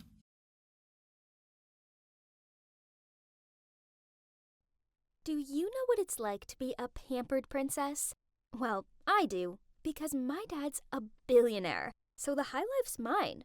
Not only did we live in a 5-story mansion, but I grew up never having to lift one of my pretty, perfect, delicate fingers. I'm Sophia, and throughout my childhood, I had everything done for me. There was a maid to brush my hair, make my bed, and even do my homework for me. I didn't even have to search my walk-in wardrobe for a daily outfit, as I had my own personal stylist for that. So what? I'm spoiled. But I can't help being so perfect. I'm far too gorgeous to be stuck in a stuffy classroom studying. Not when I could be partying or schmoozing with the stars at swanky cocktail balls. But then, one morning, after a particularly crazy night out, I arrived home with a makeup-smudged face and only one shoe. Dad frowned at me, and then he said, Sophia, you can't carry on like this. You're going to college, starting next week. But, Dad, I don't need to go to college. School sucks. Plus, we have enough money to last us several lifetimes. Let's just travel and have fun. But Daddy insisted I couldn't just sleep all day and party all night. Ugh! So, I decided to major in interior design for now. Some of the course was okay. I mean, I liked the pretty fabrics, but I just didn't see the point in being there. So, after a month, I dropped out and planned a long trip away with my besties. But there was one tiny problem, as paying for this trip would cost way more than my allowance could cover. So, I had no choice but to don my best puppy eyes look and ask my dad for money. Daddy, please. College just isn't for me. But I really feel that going away for a while will help clear my mind. He snorted. I highly doubt that, Sophia. You're lazy, self-centered, and you rely entirely on everyone to support you. You're 20, for God's sakes, so act like it. I pleaded back. But Daddy, I just want to have some fun with my friends. Then get a job and spend your own money on whatever you like. But if you carry on behaving this way, then don't expect any more handouts from me. You're lucky that I still haven't kicked you out, Sophia. But soon. What? That's so unreasonable. He was my father. It's his duty to support me. Jeez, did he not love me at all? I was so mad that I shouted, You're just some sad, selfish old man. Then I stormed out of there. I was instructing my maid to pack my suitcases when my mom came in and handed me a bank card, saying it's a secret between us two. Yay! Thanks, Mom. Now let the dream voyage begin. Wow, it really was heaven to me, with cocktails in the pool and lazy beach days. Well, at least, that was until my friends said they wanted a day exploring. It was hot and sticky out there, but I didn't want to be left alone, so I reluctantly tagged along. We ended up in this small forest area, and I chose to sit under a parasol while my friends went to take a dip in the nearby waterfall. Because, duh, I wasn't ruining my hair for anyone. I didn't understand how this could be anyone's definition of fun. I just hoped that my friends would hurry back. Then I heard footsteps. I turned around, thinking it was the girls, but instead, there were 2 men with balaclavas on. Oh no, this couldn't be good. I jumped up to my feet and began to run, but my designer sandals weren't made for swift exits, and soon they caught me. I screamed out as a smelly cloth went over my mouth. After that, the world began to darken around me. I flickered my eyes open. Geez, it was so sunny. Where were my sunglasses? That's when I heard two voices, and I remembered being kidnapped. I heard the one man say, "Got her phone?" The other replied, "Of course. I don't want to upset the boss." I was so scared that I pretended to still be unconscious. Then suddenly, I heard the sound of the engine starting. I opened my eyes and saw the men driving away. Now, I was all alone in some field. What? Why would anyone kidnap someone, then just leave them in the middle of nowhere? My friends must be so worried about me. I needed to contact them. But how? I had no idea where I was, and no phone. Ugh. I should find a way out of this deserted place first, then borrow someone's phone. The kidnappers had left a bag next to me, which had a bottle of water, some snacks, and some gross-looking sneakers in it. Yuck! But I had no choice but to put them on, as my sandals were now torn. Ew! I would need so many pedicures to recover from this. I took the bag with me and started walking. After what felt like hours of torture, a farmhouse finally came into view. I whooped with joy and knocked on the door, but no one answered. I know trespassing is wrong, but this was an emergency, so I pushed the door open and ventured inside. I was just going to make a quick phone call, then I'd leave. But then I accidentally stumbled and knocked over a vase. A smashing sound broke the silence. I panicked and was about to run away, but from upstairs, a man came down and shouted, "Stop! Thief!" Before I could explain, he grabbed my hand and pulled me back. I tried explaining that I wasn't a thief, but he gave me a skeptical look and said, "Well, in that case, you can leave once you've paid for my vase. That's a collectible." What? This ugly thing? Ugh.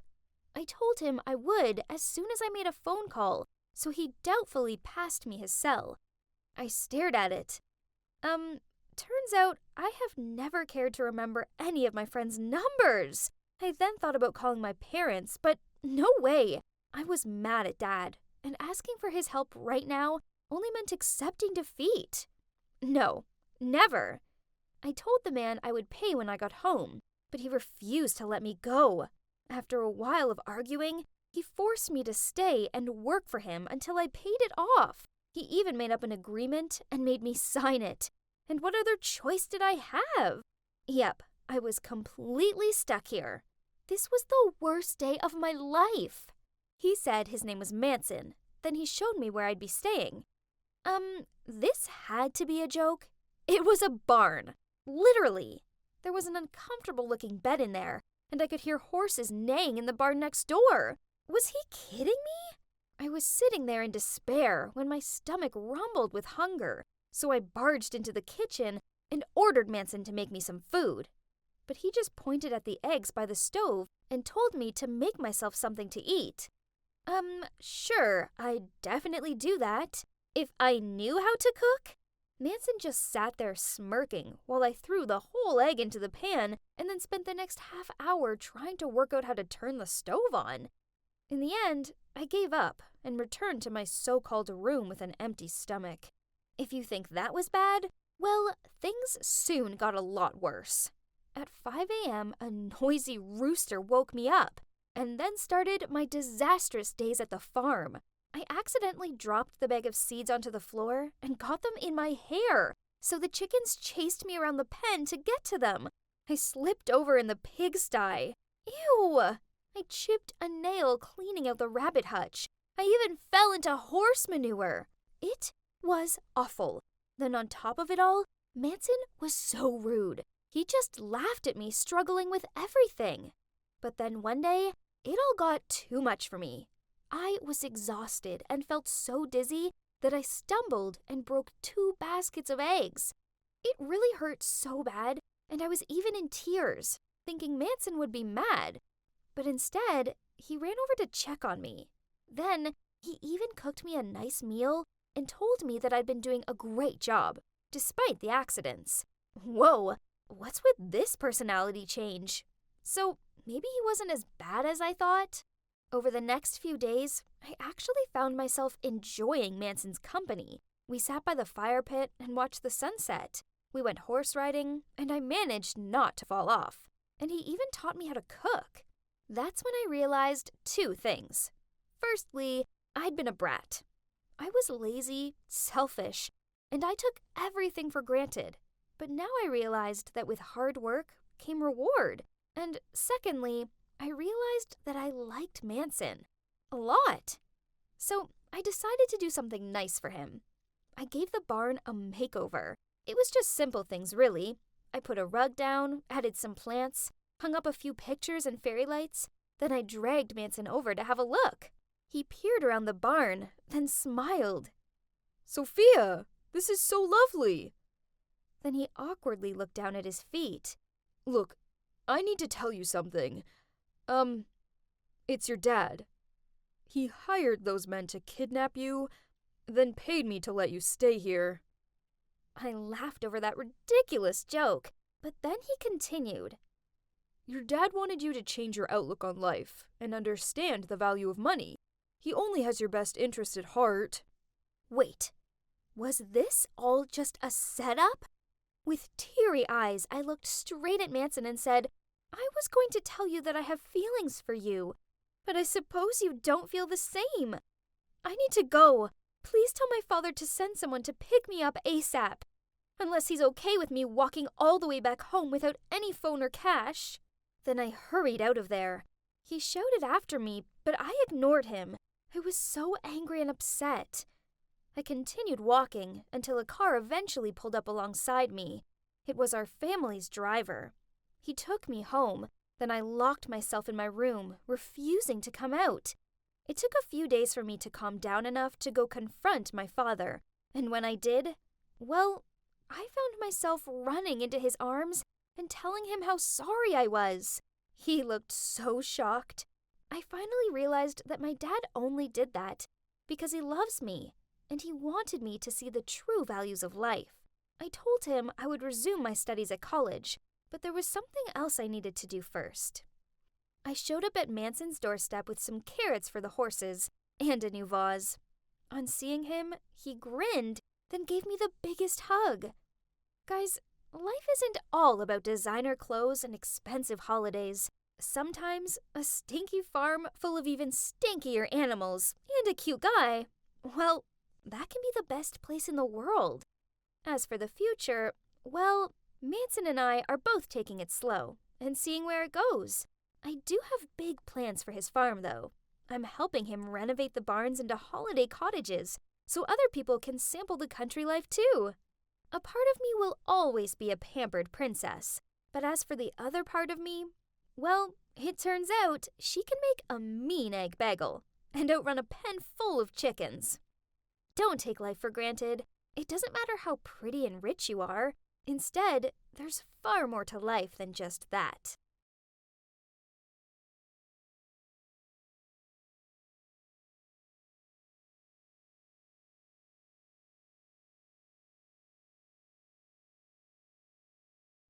Hey, it's your girl Nicole back again.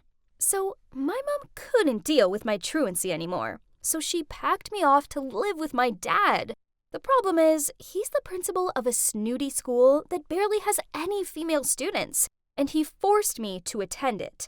The school needed to get with the times and be more female inclusive, so I started a girls-only club called The Doll to get us noticed. It was all going well, but then Dad let the news slip that I was his daughter. By first break, everyone in school knew who I was. Soon, kids who'd never spoken to me before were offering to help me with my homework, and the teachers seemed nervous around me. I get it. Nobody wanted to be seen quarreling with the principal's daughter. Even the grumpy canteen woman completely changed too. Now, she even gave me double portions of chicken. It sounded good, right? Nope. Instead, it was kinda annoying. Then on top of all this, my friends started doing crazy stuff behind my back. They put lipstick kisses on random lockers, snuck into the faculty room and set up a doll's tea party, and then they did the biggest prank of all. Yep, they actually went into the gym hall and hung up garlands of panties, bras, and tampons alongside a massive banner saying, "Welcome to the girls' world." Wow, even I thought they'd gone too far with this one. My dad was fuming about it. I was terrified they'd get expelled. There were barely any girls in the school as it was, without me losing my only female classmates. But they ended up getting a week's worth of detentions and were made to stay behind after school and clean up the gym hall. Phew! The next day, my friends came up to me while I was at my locker, and Angela said, "Detention sucks, but that prank was so worth it. Just wait till you see what we've got planned next." She winked. "It's definitely going to be a washout." Carly chuckled. Enough was enough, so I told them to inform the rest of the doll to meet me in the gym after school. Okay, so I may have sneakily taken the gym's key out of my dad's pocket, but it was for the greater good. Now I had all of the doll together. I said what I needed to say. "Hey girls, look, I know this school favors boys, and it's understandable you want to be seen, but all these pranks are making us look bad. I know my dad, and the only way he's going to listen to us is if we do something that gets across our point in an honorable way. So I'm going to run in the next student council election." Before I'd even finished my sentence, Carly said, "But that position is only for the boys." So I replied, "I think it's time we change that. Don't you? So, who's with me?" To my surprise, all of the girls in the room raised their hands and cheered. After that, I launched my campaign. The 2 candidates with the highest number of votes would go through to the final round. At first, I didn't get much attention, but then this wasn't surprising, as I was the only girl competing. The other competitors took it super seriously. One boy handed out free t-shirts with his name on them, and another stuck leaflets on everyone's locker listing 10 reasons why he was the right person for the job. No way. I needed to come up with a plan. So I came up with a familiar but extremely effective strategy called Beauty Trap. Ha! No boy could escape it. One of my main focuses was that I wanted to put the buzz back in this school and make it inclusive for all. So I took that one step further, and me and my team dressed up as cute bees and handed out homemade black and yellow cupcakes. Then, whenever a boy spoke to us, we winked at them, handed them candy, and told them it was just for them because they were the cutest. And it worked. Of course! I made the final 2, and it came down to me against Brandon, this super smart guy.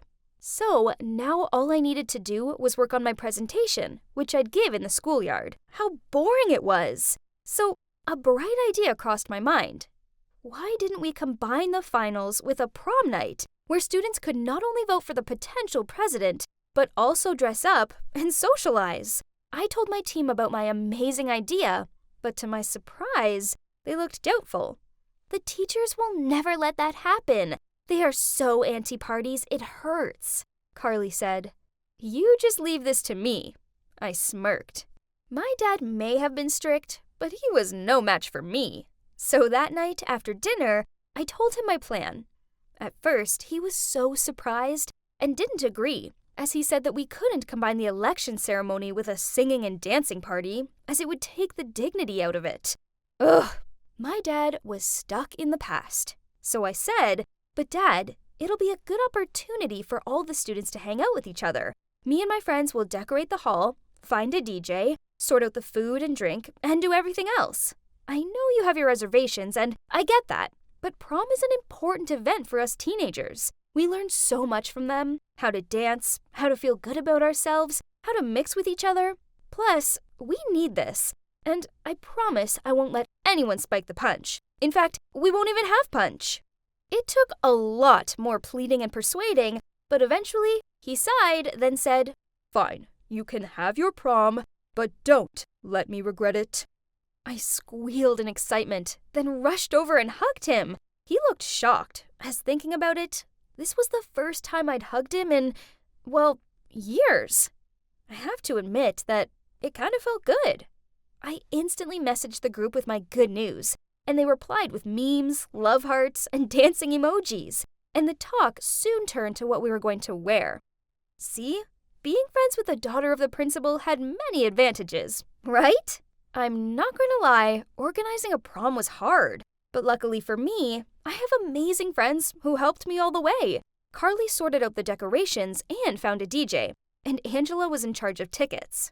The night of the prom finally arrived, and wow, everyone scrubbed up well. The doll members gave a welcoming dance performance, then Brandon and I went up on stage to give our presentations. Brandon went first, and geez, he's Mr. Serious, but he is cute. He went on about improving the nutritional value of school meals, organizing more school trips for the chess, math, and sports clubs, and doing more to help the climate crisis, such as raising money, recycling, and producing solar energy to lower the school's carbon footprint. It sounded convincing, right? But it was a little bit boring. He was such a nerd, albeit a cute one, and I had to pretend to itch my nose so I could secretly yawn. I heard clapping. Oh no. That meant it was my turn, and I wasn't prepared.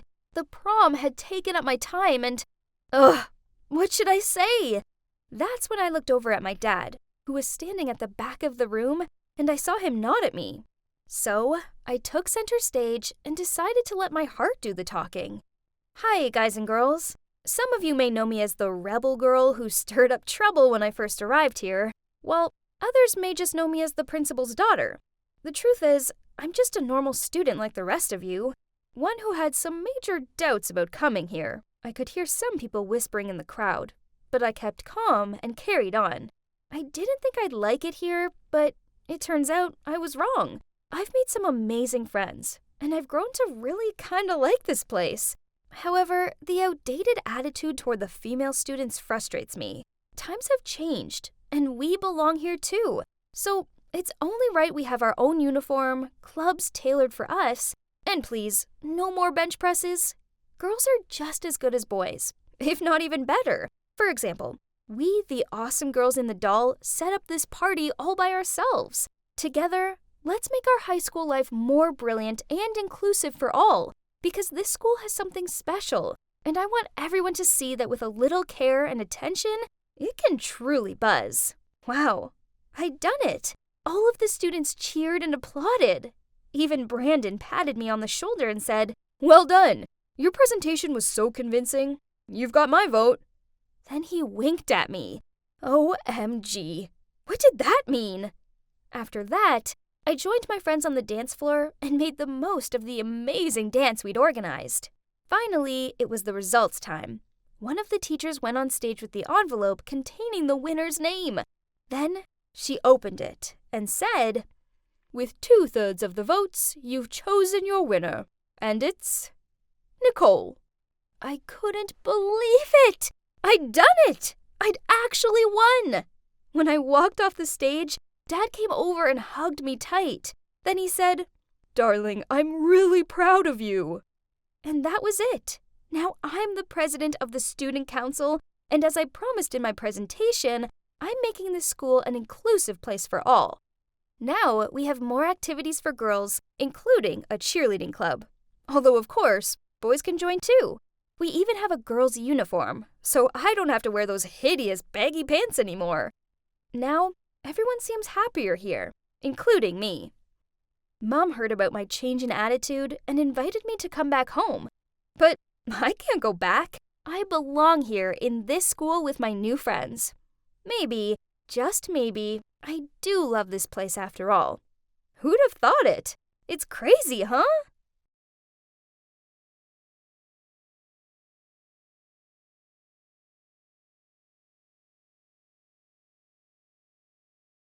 Hey, Alex. I felt someone tap on my shoulder. I turned around to see who it was, and it was Roxy, my crush, who also happened to be the most beautiful girl in the world. I figured I must have been in her way, so I quickly mumbled out, "Sorry," and stepped aside. But out of my surprise, she smiled at me and said, "So, a little birdie told me you like me? You know, I think it's cute you haven't made a move on me yet, not like most of the guys around here." I stared at her open-mouthed. Was I dreaming? I pinched myself to check. Nope, this was real. So I nodded my head and muttered out, yeah? My friend's having a party at their frat house on Wednesday. You want to come? Before I could reply, her friend Luke appeared, and grinning, he said, yeah, you just gotta come to this party. Roxy hit his arm while giving him a dirty look, then smiled at me. So it's at number 19, starts at 9 p.m. I'll see you then? I nodded in response, and she said, great, see you there. Then she winked at me before she walked off. So yeah, I'm Alex, your average second-year college student. And this is the story about how my crush tried to lure me into a seriously sinister trap. I guess I'm a normal guy. I'm not as rich and popular as the kids from the frat houses are. Instead, my room is in the regular dorms, and although I'm not ugly or unpopular or anything, I'm easily overlooked. So I kept my crush on Roxy a secret because she was way out of my league. She was so beautiful, this was crazy. How did she even find out that I liked her? I couldn't believe that she'd asked me out. This was mad. At first, I felt like the luckiest guy ever. But then as I watched Roxy walk back to her friends, I noticed them giggling, except for this one girl called Sophie. Meanwhile, Luke was making everyone high-five him. He was always a little odd, and he spoke to people in strange ways. Then I caught Sophie's eye, and she gave me a look that said, don't. Then she promptly looked away. Her jerky boyfriend Jack had his arm around her shoulder and was tugging on one of her trademark pigtails as he glugged back his drink. I had no idea what she saw in him. But what had her look been about? Back in my dorm, I discussed it with my roommate Ben, and he said it sounded like a setup. As much as I wanted it to be legit, my gut instinct was also saying that it was too good to be true. So the night of the party, I decided to take a look out my dorm window, as it's in the perfect location to get a clear view of the frat houses. I counted the houses down to number 19. Then I took out my binoculars, for which I used for field research studies, to take a closer look. The house had a large rainbow pride flag hanging from the two windows. This made me wonder why Roxy would want to go to a gay party. I saw a lot of feminine-dressed men, and the only two girls that I could spot were far from attractive. And it seemed like they were a couple. And then there was Luke in the front yard holding 2 drinks and looking around like he was waiting for someone. Where was Roxy? I decided to check her social media to see if she'd posted anything. And I noticed she'd left her location open. She was in a nightclub, Diego's. That was strange. So I gave the party a miss, and instead Ben and I went to a student bar. I told him about it, and he said it sounded like I dodged a bullet. The next day I was sitting with Ben and some of my other friends in the canteen when Roxy stormed over to me and yelled out, "How dare you stand me up? Who do you think you are?" Luke appeared and said, "Yeah, why not show?" I just shrugged and said, "Roxy, I know you weren't there. Your phone location's public. You were at Diego's." She hesitated, then said, yeah, my friend borrowed my phone. But what you did was so creepy, you stalker." As if. Roxy was never without her phone, so I wasn't buying her story. This whole thing didn't make any sense, so I sort of mouthed out, "Whatever, Roxy," then carried on eating my lunch. After that, she started making my life a living hell. She told everyone that I was stalking her, so random students started coming up to me and telling me to leave her alone. Then someone covered the dorm corridors in leaflets with a picture of my face and the word "stalker" written across them. I knew Roxy was behind it. It was so weird. But Luke was worse. One time after class, he sneaked up on me, grabbed my arm, and said, "Hey Alex, why you bail on my party?" I told him that I saw the party from a distance and it wasn't my thing, so he replied, "Hey, you got a probs with me being gay?" I shook my head and told him I didn't, but he still wouldn't let go of my arm. I was relieved when he finally let go of me, and I hurried back to my dorm. On the way, I spotted Sophie sitting outside on the shared bathroom. Hang on, why was she in the flood of tears? I asked her if she was okay, but she told me to go away.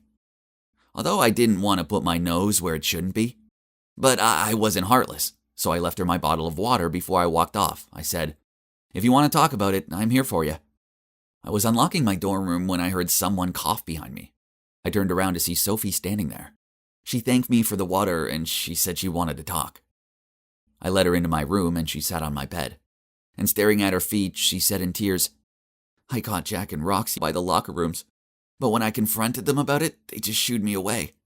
I sat down next to Sophie and hugged her. This was horrible. It looks like I've been so wrong about Roxy. She wasn't my dream girl at all. Instead, she was a nightmare. Sophie continued, "It gets worse. Roxy stole my assignment and submitted it as her own. It's due tomorrow and I don't have the time to write a new one." She started crying again. I passed her a tissue and said, "We'll sort this out. There's no way she's getting away with it. That's horrible." So I told her to send an email to the college dean and to her course tutor explaining what happened. She'd attached the original assignment and all the notes she'd written about it. They both got back to us within minutes and said that they would look into this. Sophie looked so delighted, but then suddenly her smile dropped, and she fiddled with one of her pigtails as she said, "Alex, there's something I need to tell you. Please don't hate me." Then she told me how the party Roxy had invited me to had been a trap. Roxy found out I had a crush on her, and she was embarrassed that an average guy like me dared to have feelings toward her. And she was adamant she needed to teach me a lesson. So that's when Luke said he would help, as he wanted to add me to his collection, so they hatched a plan. Roxy invited me to the party, and Luke was waiting for me with a spiked drink. Apparently, this was Roxy's way of silencing me, and making sure I didn't look at her in the same way ever again. Whoa, this was so dark. I shivered at the thought of what could have been. It was terrifying. Sophie also told me that she begged Roxy not to do this, but she got her friends to hold her down. Then she told her that if she intervened, they'd make her suffer. I comforted Sophie and told her that it wasn't her fault. I knew I couldn't just stay quiet on this, as they could do this to some poor other guy who dared to have a crush on her. So with Sophie's help, we wrote a letter to the dean and to the college security about what had happened. This wasn't going to be taken lying down. Sophie was terrified that Roxy and her friends would come after her, so I invited her back to my hometown for the weekend to get away from everyone and let things cool down. When we arrived back at college, news spread that Roxy had been expelled for stealing another student's work. As for Luke, the cops raided his frat house and found loads of banned substances hidden in there. It was so serious that it went to court, and they ended up in jail. As for Jack, he tried to guilt-trip Sophie as to why she should get Roxy expelled for dumb reasons, but she stopped talking to him anyway. I often think back to the night of the party and what could have been. My life would have been ruined, and what for? All because I dared to have a crush on a beautiful girl. I say good riddance. Some good has come out of this whole mess. Sophie and I grew closer and started dating. Now we've both graduated, and that's not all. We have 2 amazing kids together.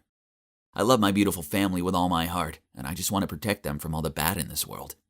So in short, I don't think that just because you're beautiful, rich, and popular, that you get away with doing whatever you please. Regardless of age, sex, looks, and so on, everyone deserves to be treated with respect and compassion.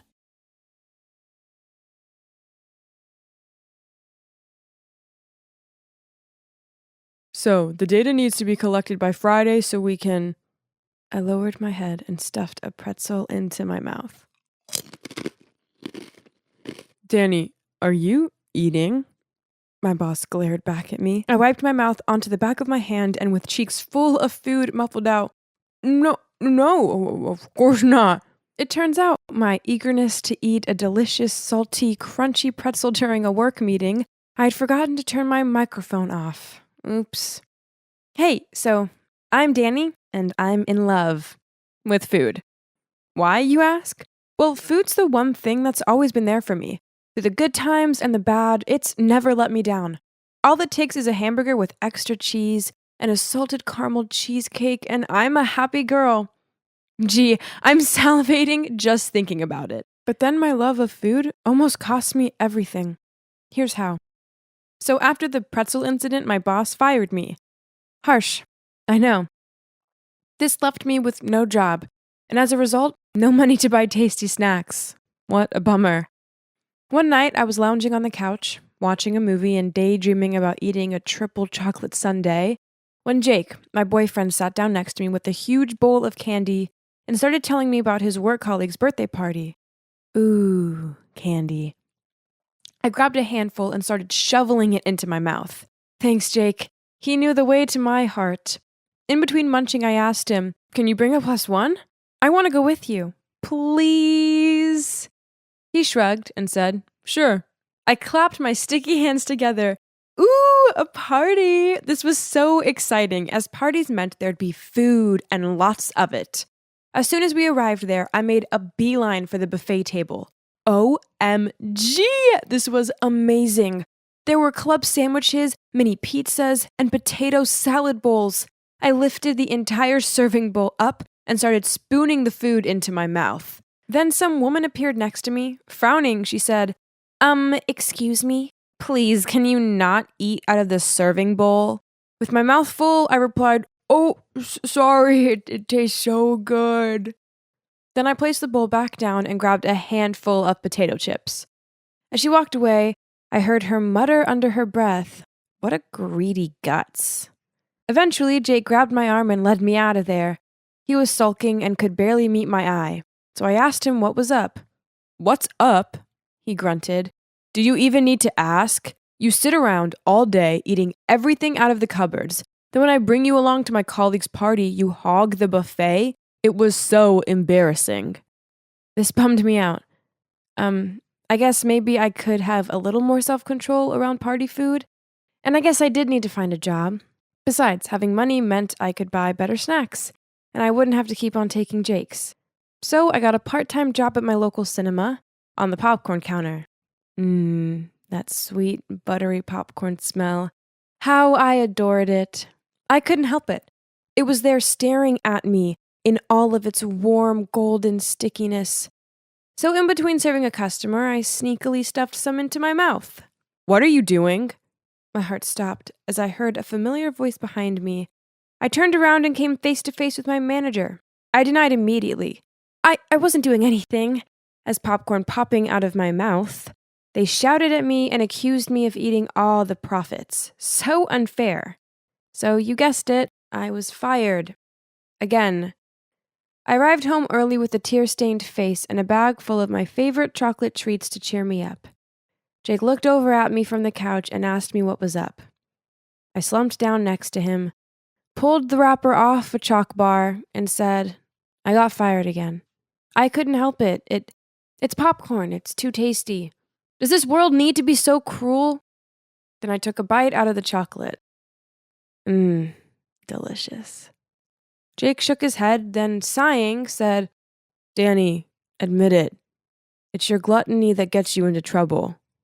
"So what? I enjoy eating, that's all. It doesn't hurt anyone." I finished the chalk bar and started unwrapping the next one. Jake shook his head, then walked off. Whatever. I didn't need his support, as I had delicious chocolate to comfort me. Yum. One day, like every other day, I searched the house for snacks, but nope, there weren't any anymore. I didn't have any money, so I couldn't go to the shop. So instead, I went on my phone and searched mukbang videos to kill some time. As I watched two girls stuff their mouths full of French fries dipped in a strawberry shake, I had an idea. Of course! Why hadn't I thought of this earlier? I should become a mukbanger. I'd get to earn money while doing what I love, eating food. It was a win-win. For my first video, I kept it simple. It was just me in a white t-shirt, my phone as a camera, and a huge bowl of spaghetti. Crazily, people watched it and began following me. After a couple of videos, my popularity increased and my viewers started donating food and money to me. It was totally nuts. But with these things came the video requests, such as, eat 3 tubs of fried chicken and 10 plates of fried rice covered in mayo. Eating all this food did get kind of challenging. Once I was halfway through a hamburger eating video when I got a stitch in my stomach and had to stop. I so shouldn't have eaten pancakes for breakfast earlier. My fans were bummed out that I stopped the challenge, and I felt really bad. I figured that if I was going to make this my job, then I'd have to start fasting beforehand, so I could be at my best for the videos. Gee, this was hard work. One time I was so hungry, I went into the fridge and sniffed the cheese. But then when I finished a challenge, I felt so full and bloated that I resembled a puffer fish. Then there was the tiredness. I was so exhausted. I fell asleep on the bus to the supermarket and ended up in some weird town miles away. I had to ring Jake up to come and pick me up, and he grumbled about it for the whole way back. Regardless of this, I carried on with the videos. But then one day a fan challenged me to the biggie, the fire noodle challenge. If you don't know what this is, then basically it involves a massive bowl full of the spiciest noodles ever.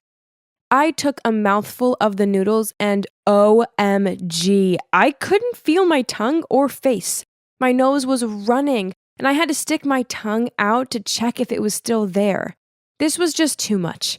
There's no way I could endure any more of this. So I switched the bowl for non-spicy noodles and pretended I was eating the hot ones. Afterward, I edited the video, and hey, I think I did a great job of faking it. Even though I'd only had one mouthful of the spicy stuff, it was repeating on me. My stomach gurgled and my tongue still felt numb. I lay on the couch with the hot water bottle pressed to my stomach and feeling sorry for myself. Jake sat down next to me and gave me a concerned look. "Danny, you gotta stop this video thing and get a real job." With my swollen tongue, I managed to sputter out, "Eating in videos is a real job." Jake shook his head. "Gluttony is not a hobby. Everyone's just laughing at you." Hello?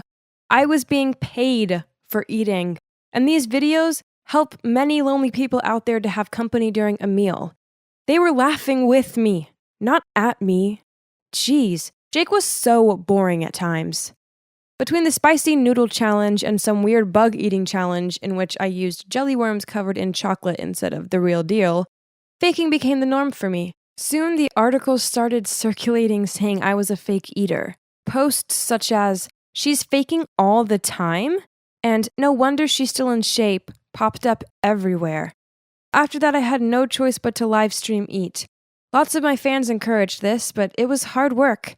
It didn't take long for the weight to pile on, and within a month, I was up 2 dress sizes, and I felt super sluggish. One morning when Jake saw me searching my wardrobe for something, anything to wear that would fit me, he suggested we go jogging. I stared down at my favorite jeans that I now couldn't get past my thighs and agreed to go.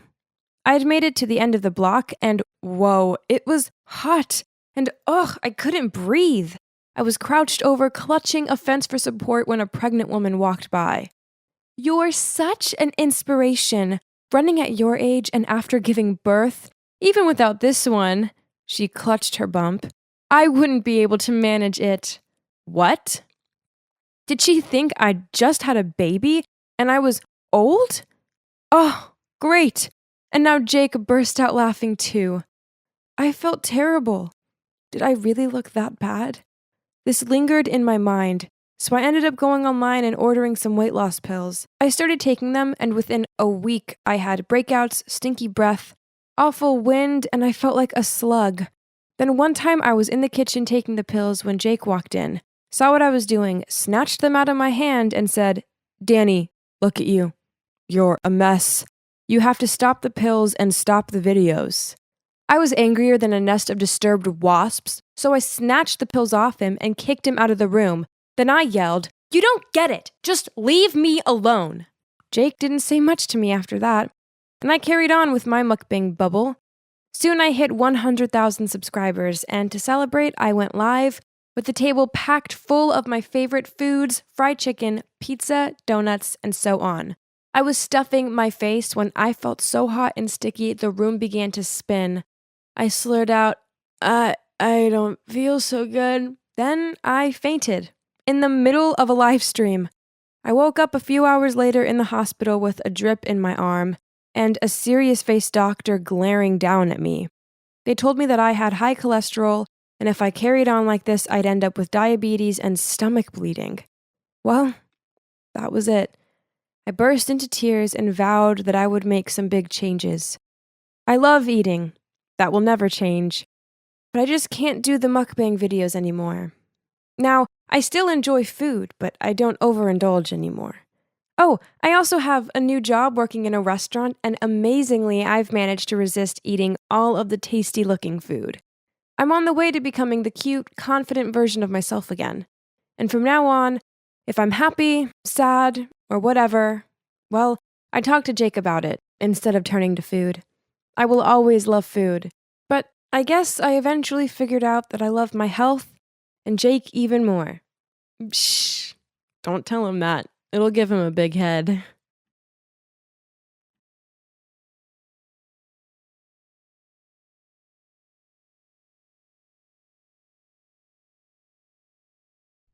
I was sitting on the couch watching a movie with my mom and dad when suddenly the door slammed shut and we all turned our heads to see what happened. Yep, that's my big sister Taylor making an entrance. She slumped down on the couch and banged her feet on the coffee table. Then, as she scrolled through her phone, she looked up at us and huffed out, why are you all gawping at me like I'm an animal in a zoo? Am I not welcome here?" Flustered, my mom immediately replied, "No, sweetie, we're all delighted to have you home." Then she turned to me. "Anne, darling, go and get your sister a drink." I jumped up to my feet and did as Mom asked. I know what you're thinking. Why is everyone letting Taylor get away with her Little Miss Rude routine? You see, after a huge argument with Mom, she left home at 18 and didn't come back for 7 whole years. Mom seemed so pleased to have her back, so I decided to ignore Taylor's attitude and just go along with it. That afternoon, Mom asked me to go to the grocery store with her so we could buy Taylor her favorite foods, as well as a welcome back gesture. Then we spent ages preparing this delicious meal. I excitedly rushed up to Taylor's room and knocked on the door. "Taylor, dinner's ready!" She shouted back, "Go away!" "But it's hamburgers, and we got a special dessert," I replied. "Poof! I hate hamburgers, and there's no way I'm eating some sugar-laden dessert." I went downstairs and told Mom that she wasn't coming. Mom shrugged and tried to act like it was no big deal, but I could see the sadness in her eyes. Dad tried reassuring her by saying, "She probably just needs time to settle in." "Yeah, she's probably just tired," I added. Mom forced out a smile and thanked us both. Then she prepared a plate of food and asked me to bring it to Taylor. I knocked on her door and told her the food was outside. She shouted back at me, "Take it away! I don't want it!" I left it outside of her room, but later on when Mom went up to bed, she saw the untouched plate of food still there. She picked it up and she took it downstairs and made out like it was no big deal. She wasn't fooling me. I could tell that she was biting on her gum to stop the tears. When I was little, I idolized my feisty, beautiful older sister. I loved how she wore clashing colors, the cool ways in which she styled her hair, and her carefree nature. The problem was that she didn't seem to like me. All she ever did was call me a brat, slam her bedroom door in my face, and tell me to stay away from her. 7 years on, and I thought things would be different. She wasn't a teenager anymore. She was an adult. But nope. It seemed clear that Taylor hated me, even more than ever. I don't know why. Didn't she view me as a proper sister because we had different dads? You see, my dad isn't her dad, as her dad left when she was a little girl. Then Mom met my dad and had me. I don't know. I just couldn't figure out why she still disliked me so much. As the weeks went on, Taylor didn't seem to settle in at all. Instead, her behavior worsened. She played loud music until the early hours of the morning. She covered the house in her clothes, plates, cups, etc. She was the messiest person ever, and never cleaned up after herself. One time, I came downstairs to see her sitting at the dinner table, munching on the sandwiches I'd made for school. Then, when I politely told her this, she snorted and said, "They're gross anyway, so I'm doing you a favor." Then she took Mom's car without asking her, and that meant she had to get the bus to work and ended up late. When Mom talked to her about it, Taylor just smirked, threw the keys at her, said, "You're out of gas," then walked off. Mom tried to keep calm and distracted herself by tidying up. So I tried hugging her, but she shrugged me off and told me to go away. It felt like Taylor could get away with everything, while I was the one getting snapped at for nothing. Still, Taylor must have been through a lot, right? Maybe she just needed some time to reconnect with Mom again. Then peace would be restored to our household. Just when I thought things couldn't get any worse, they did. I was reading in the living room when I heard voices coming from outside. I went to check it out and saw Mom and Dad talking to our new neighbor. They sure looked friendly.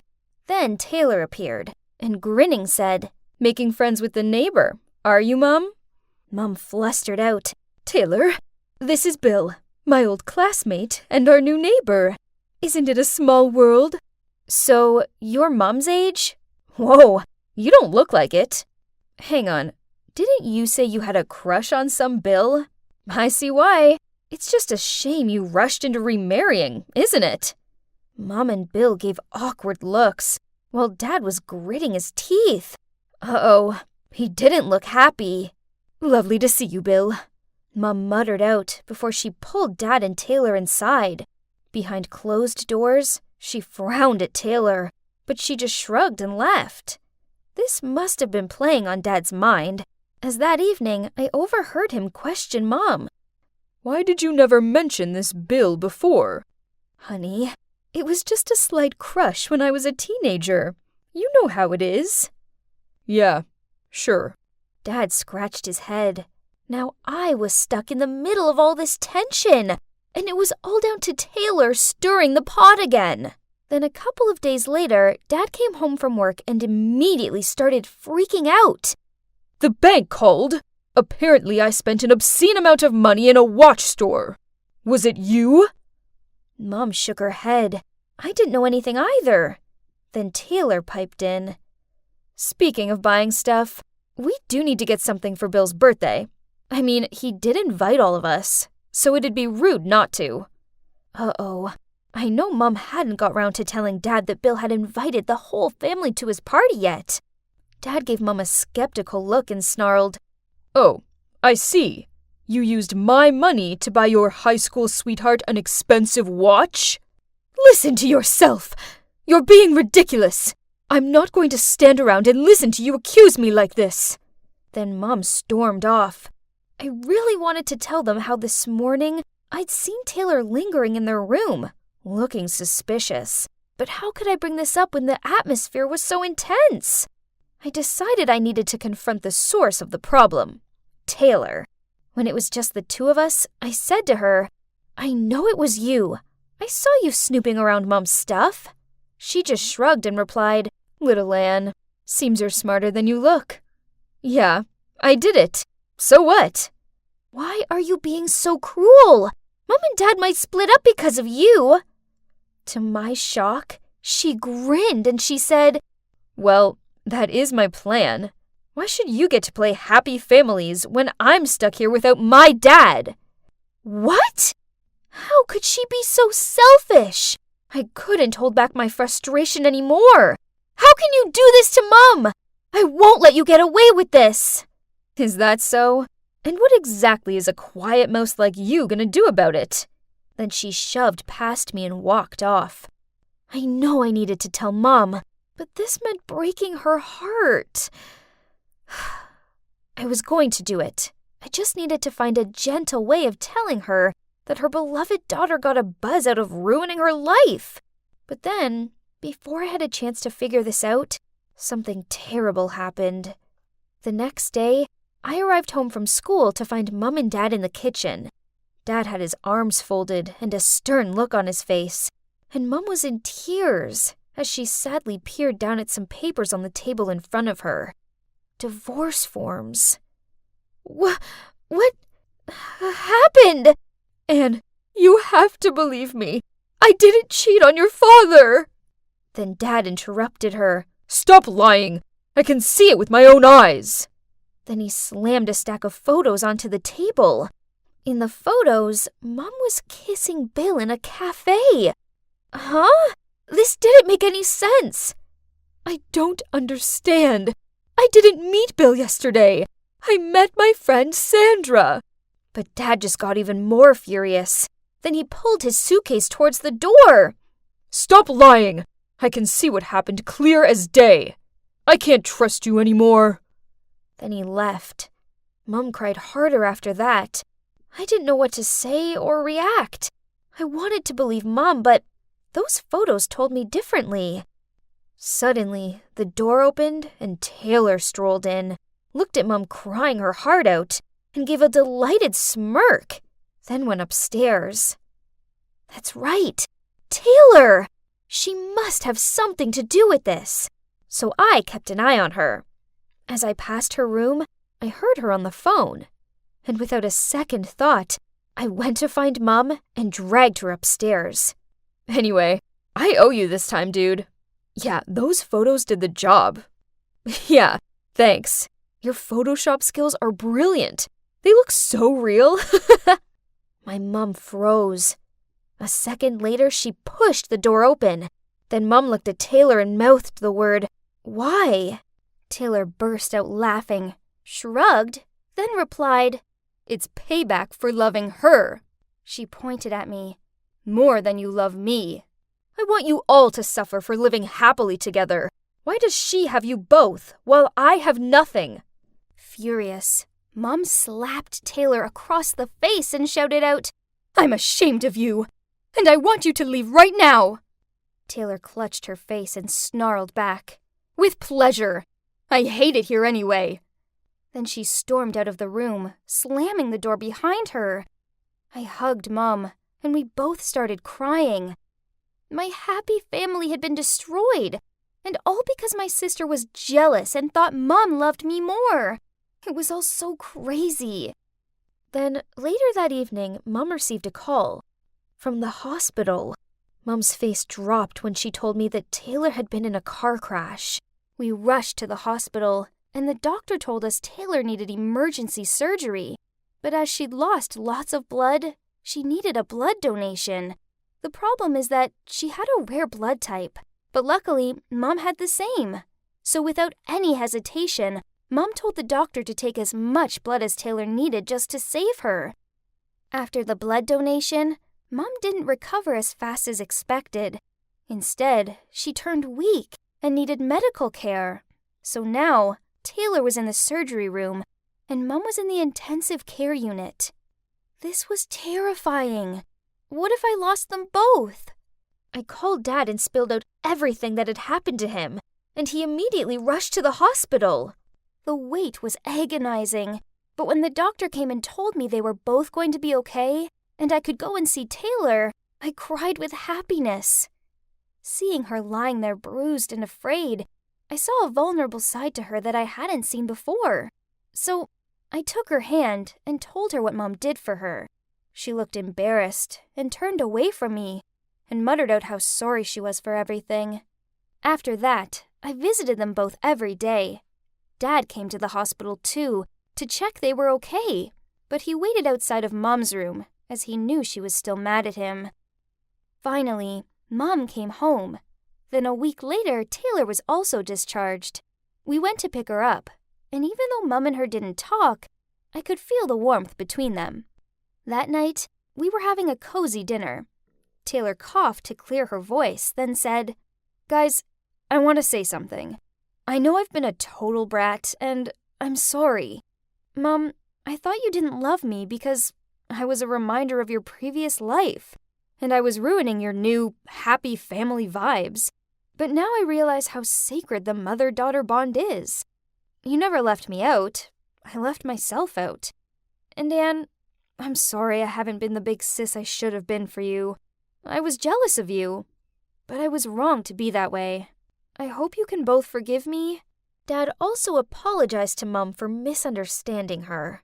We were all blubbering, and then we all hugged each other. We didn't need to say anything. Our actions were enough.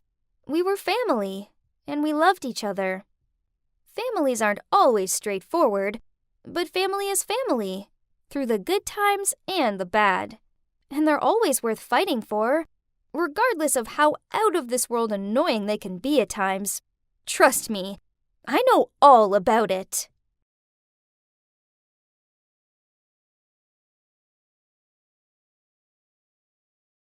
Ew, there's a fly in my drink! That's so gross! I'm not paying for this! The kid shoved the cup of lemonade in my hand, then ran away. I just saw you drop it in, and it's not even a real fly! Hey, stop! I shouted after him, but it was too late. He'd gone, and now so had the rest of my customers. Dang it! That was the third time this week, and I knew exactly who was behind this. Michael! I glared over the fence, then charged towards his lemonade stand. Seeing his fake grin, I got even more furious that I poured the cup of lemonade over his sneakers, snatched a dollar bill out of his hand, and then walked off. You see, I'm Amy, and I'm the kind of girl who knows what she wants and gets what she wants. And what I want is for Mike to admit defeat and stop messing with my business. Ugh! I've been on this mission for the past 10 years. I kid you not, it's a literal war between us. It's not fun and games at all, especially now that we have our parents involved in this. You see, my parents and his parents are best friends. In fact, they're so close that I'm pretty sure back in the day, our moms planned their pregnancies together. So me and Mike were born only a week apart. And of course, I was born before him. So there's that. I've won right from the first round. In your face, Mikey! But even worse than the joint birthday parties, shared vacations, and being classmates with him for over a dozen years, I have to live next door to him too. Yep, our parents deliberately moved in next door as they thought raising us together would be fun. They dreamed of us being the best of friends like them. Ugh, no chance. Instead, our disliking for each other began at an early age. Whenever Mike came over, he would throw my Barbie dolls across the room, cut the hair off of them, or wrap my dollhouse in toilet paper. So I retaliated by turning his room into a Lego minefield. Ha! And then I drew flowers on his stupid face while he was napping. Our parents put this down to the cute little things kids did, but nothing about this was cute. This meant war. Our feud heated up once we started to go to school. Everything was a contest between us, from grades, school activities, and even just for the window seat on the school bus. Once, before the summer holidays started, our teachers suggested that over the break, we could have fun helping out our parents with some useful activities, like making homemade goods and selling them in our front yard. Upon hearing that, I caught Mike's challenging look and knew that this meant one thing. Okay then, game on. On the first day, I got up early to set up my lemonade stand out in my front yard. But then I looked to my left, and guess what I saw in dear Mikey's yard? Yep, a lemonade stand. Ugh! Why did he have to be such a copycat? We both seemed to attract lots of customers, but I don't know if it was just me, but it seemed like he was selling more than me. So, over the summer, I used my profits to upgrade my lemonade stand little by little, with eye-catching decorations, promotions, and I even added lemon snow cones to my menu. Finally, my queue seemed notably longer than Mike's. The snow cones were doing the trick. But then, a loud speaker sounded out from next door. Come and try my new iced tea! Handmade using my secret recipe! Try it today at an introductory half-price offer! To my utter dismay, most of the people in my queue left and went over to Mike's stand. Ugh, the sneak. Then worse, he started blasting out catchy tunes to catch people's attention. That summer ended, but it had kick-started the entrepreneur dreams in our little hearts. So throughout the next summer breaks, we continued to grow our businesses. I expanded my stand to sell a selection of drinks, snacks, and fast foods, with delivery service too. Once, with my friend's help, we even included a car washing service. Another time, we opened a little creche in our garden so busy parents could drop their kids off for a couple of hours, and also grab a drink to go while they were there. Sounds good, right? But you know what? Whatever I sold, whatever I did, a couple of days later, Mike went and did the exact same thing. And then he had the cheek to accuse me of copying his ideas. Ugh, he was so annoying. Anyway, now at 17, what started out as a fun hobby expanded so much that I opened a mini diner in my garage. At first, it just made sense, as it meant I had customers regardless of the weather. Plus, there were also a few tables outside, and not to brag, but the seats were rarely empty. But then, of course, you guessed it, Mike went and turned his garage into a mini diner too. Ooh! Our diners became well-known hotspots in our neighborhood, and they proved so popular that our parents continued to run them all year round. I was mad that whatever I did, Mike went and did it too. Then, to bug me further, he sent his friends around on a Saturday, and they just sat there taking up all of the seats, while only ordering Cokes. So, I sent my friend Cynthia around to his diner, and she pretended to have food poisoning after eating their food. Then she proceeded to fake gag and ran to the restroom back and forth until the customers all freaked out and left. But then he started to spread negative feedback about our place on the internet, and I did the same in return. Ugh, there's no ending to this fight ever! But I will never back down. I knew Mike had a huge crush on this Stacy girl in his science class, and one time after school, I saw him leading her into his house, probably to bore her senseless, bragging about his lousy business again. So I quickly put on makeup and changed into a cute dress. It's showtime, baby. I went over to Mike's house right on time to see him serve Stacy some of his restaurant's signature dishes. I put on an act and jumped on him. You're cheating on me with this girl? She has nothing on me! How could you? I continued to make a scene, pulling on Mike's hair and screaming, until Stacy looked super awkward and made an excuse to leave. Result! But uh-oh, Mike didn't seem to see the funny side of this. I'd actually never seen him look this mad before. His ears went bright red, then he shouted at me. Amy, competition or not, have I ever interfered in your private life? You've crossed the line this time. He knocked over the drink he'd made for Stacy, then sneered as he walked away. Seeing as you let yourself in, you can let yourself out. So, seemed like I'd won this round, but why didn't it feel good at all? And more like embarrassing. After that, Mike wouldn't even look me in the eye. Whatever. I mean, he would soon mellow down and mess with my business again anyway. Right? Then one day after school, I arrived home to find my parents sitting with some strange, professional-looking man. They called me over to join them. Then the man told me how he wanted to open a well-known fast food franchise in the neighborhood. Upon seeing me looking not really interested in what he was saying, he snidely remarked, "Come on, you get what I mean. It'd be ridiculous to have 3 fast food restaurants all in the same place, right? And let's face it, yours is just some fun little kiddie's hobby, which will never go anywhere. Take this." He held out an envelope. "And go focus on your grades. Just leave business to the adults." Furious, I snatched the envelope off of him. Yep, it was full of dollar bills. How dare he try and bribe me? What a jerk. So I threw it back at him, then stormed off. "Think about it, Amy," the man shouted after me. "Don't go making a decision you'll come to regret." The next day, when I arrived home from school, the man was sitting in my diner eating my awesome pancakes. Ugh, why couldn't he get the hint? I stormed over and told him to leave. He grinned at me, then said, "These are good. You know, I think there's room for both of our businesses. All you have to do is take some items off your menu." He gestured to the pancakes. "And spread some rumors about Mike's Diner's hygiene not being up to scratch to close it down, and I'll let you keep your diner." Seeing my confused look, he added another push.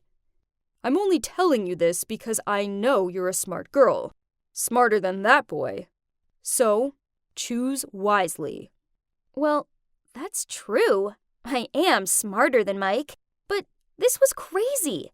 I spent all evening considering it. I mean, there's no way I could compete against a big-name franchise, but this way I stood some sort of a chance, right? But as annoying as Mike was, could I really do this to him? At 2 a.m., I sat up in bed, still so torn about this all. I rushed next door and threw a stone at Mike's window. The light in his room turned on right away. Obviously, he was having a sleepless night too. He looked out and saw me, then he joined me on the porch, and we sat there in silence for a good while. Then he spoke up. "Ames, your pancake tower is amazing. Really?" Sighing, I replied, "Honestly, I drool just thinking about your double-deck burger. But if we don't take those dishes off our menus, I think that man will find a way to close us down." He shook his head. "Well, the Ames I know wouldn't quit that easily, right?" I let out another long sigh. "Yeah, but this is different. They're a big-name franchise. Our small little dining wouldn't be able to hold up for long, sooner or later." Then we fell back into this despairing silence. "I say we can do it. We can do it together." Mike suddenly stood up and pointed at our houses. We have plenty of space to open up one big diner. Ha! What do you say? Me and him working together? Would that ever work? But, well, nothing's impossible for big girl Amy. I grinned at him. Bring it on. Let's fight till our last breath. So, the very next day, we joined forces and started preparing for the opening of the joint diner. Naturally, our parents were, of course, thrilled with the idea. They happily broke down the fences and even built a joint corridor to connect our houses together. We're now officially registered as one business and have all of our food, safety, and hygiene certificates. You know, the boring but official stuff. As for the franchise man, it turns out people in town are loyal to us. So when the story of his dirty tricks spread out, everyone said they'd boycott his restaurant if he ever opened it. So we never heard from him again. Huh, that's karma for you. And what happened next? Well, Mike and I are still running our business together, and it's going pretty well so far. It's a real family affair, with everyone helping out. Actually, it turns out running our own business together is far more fun than competing against each other. Maybe Mike isn't as bad as I always made him out to be, and sometimes I still claim myself to be his girlfriend when I catch a girl lurking around him. I guess he should learn to get used to having only one girl in his life. And thinking about it, I suppose that's always been me.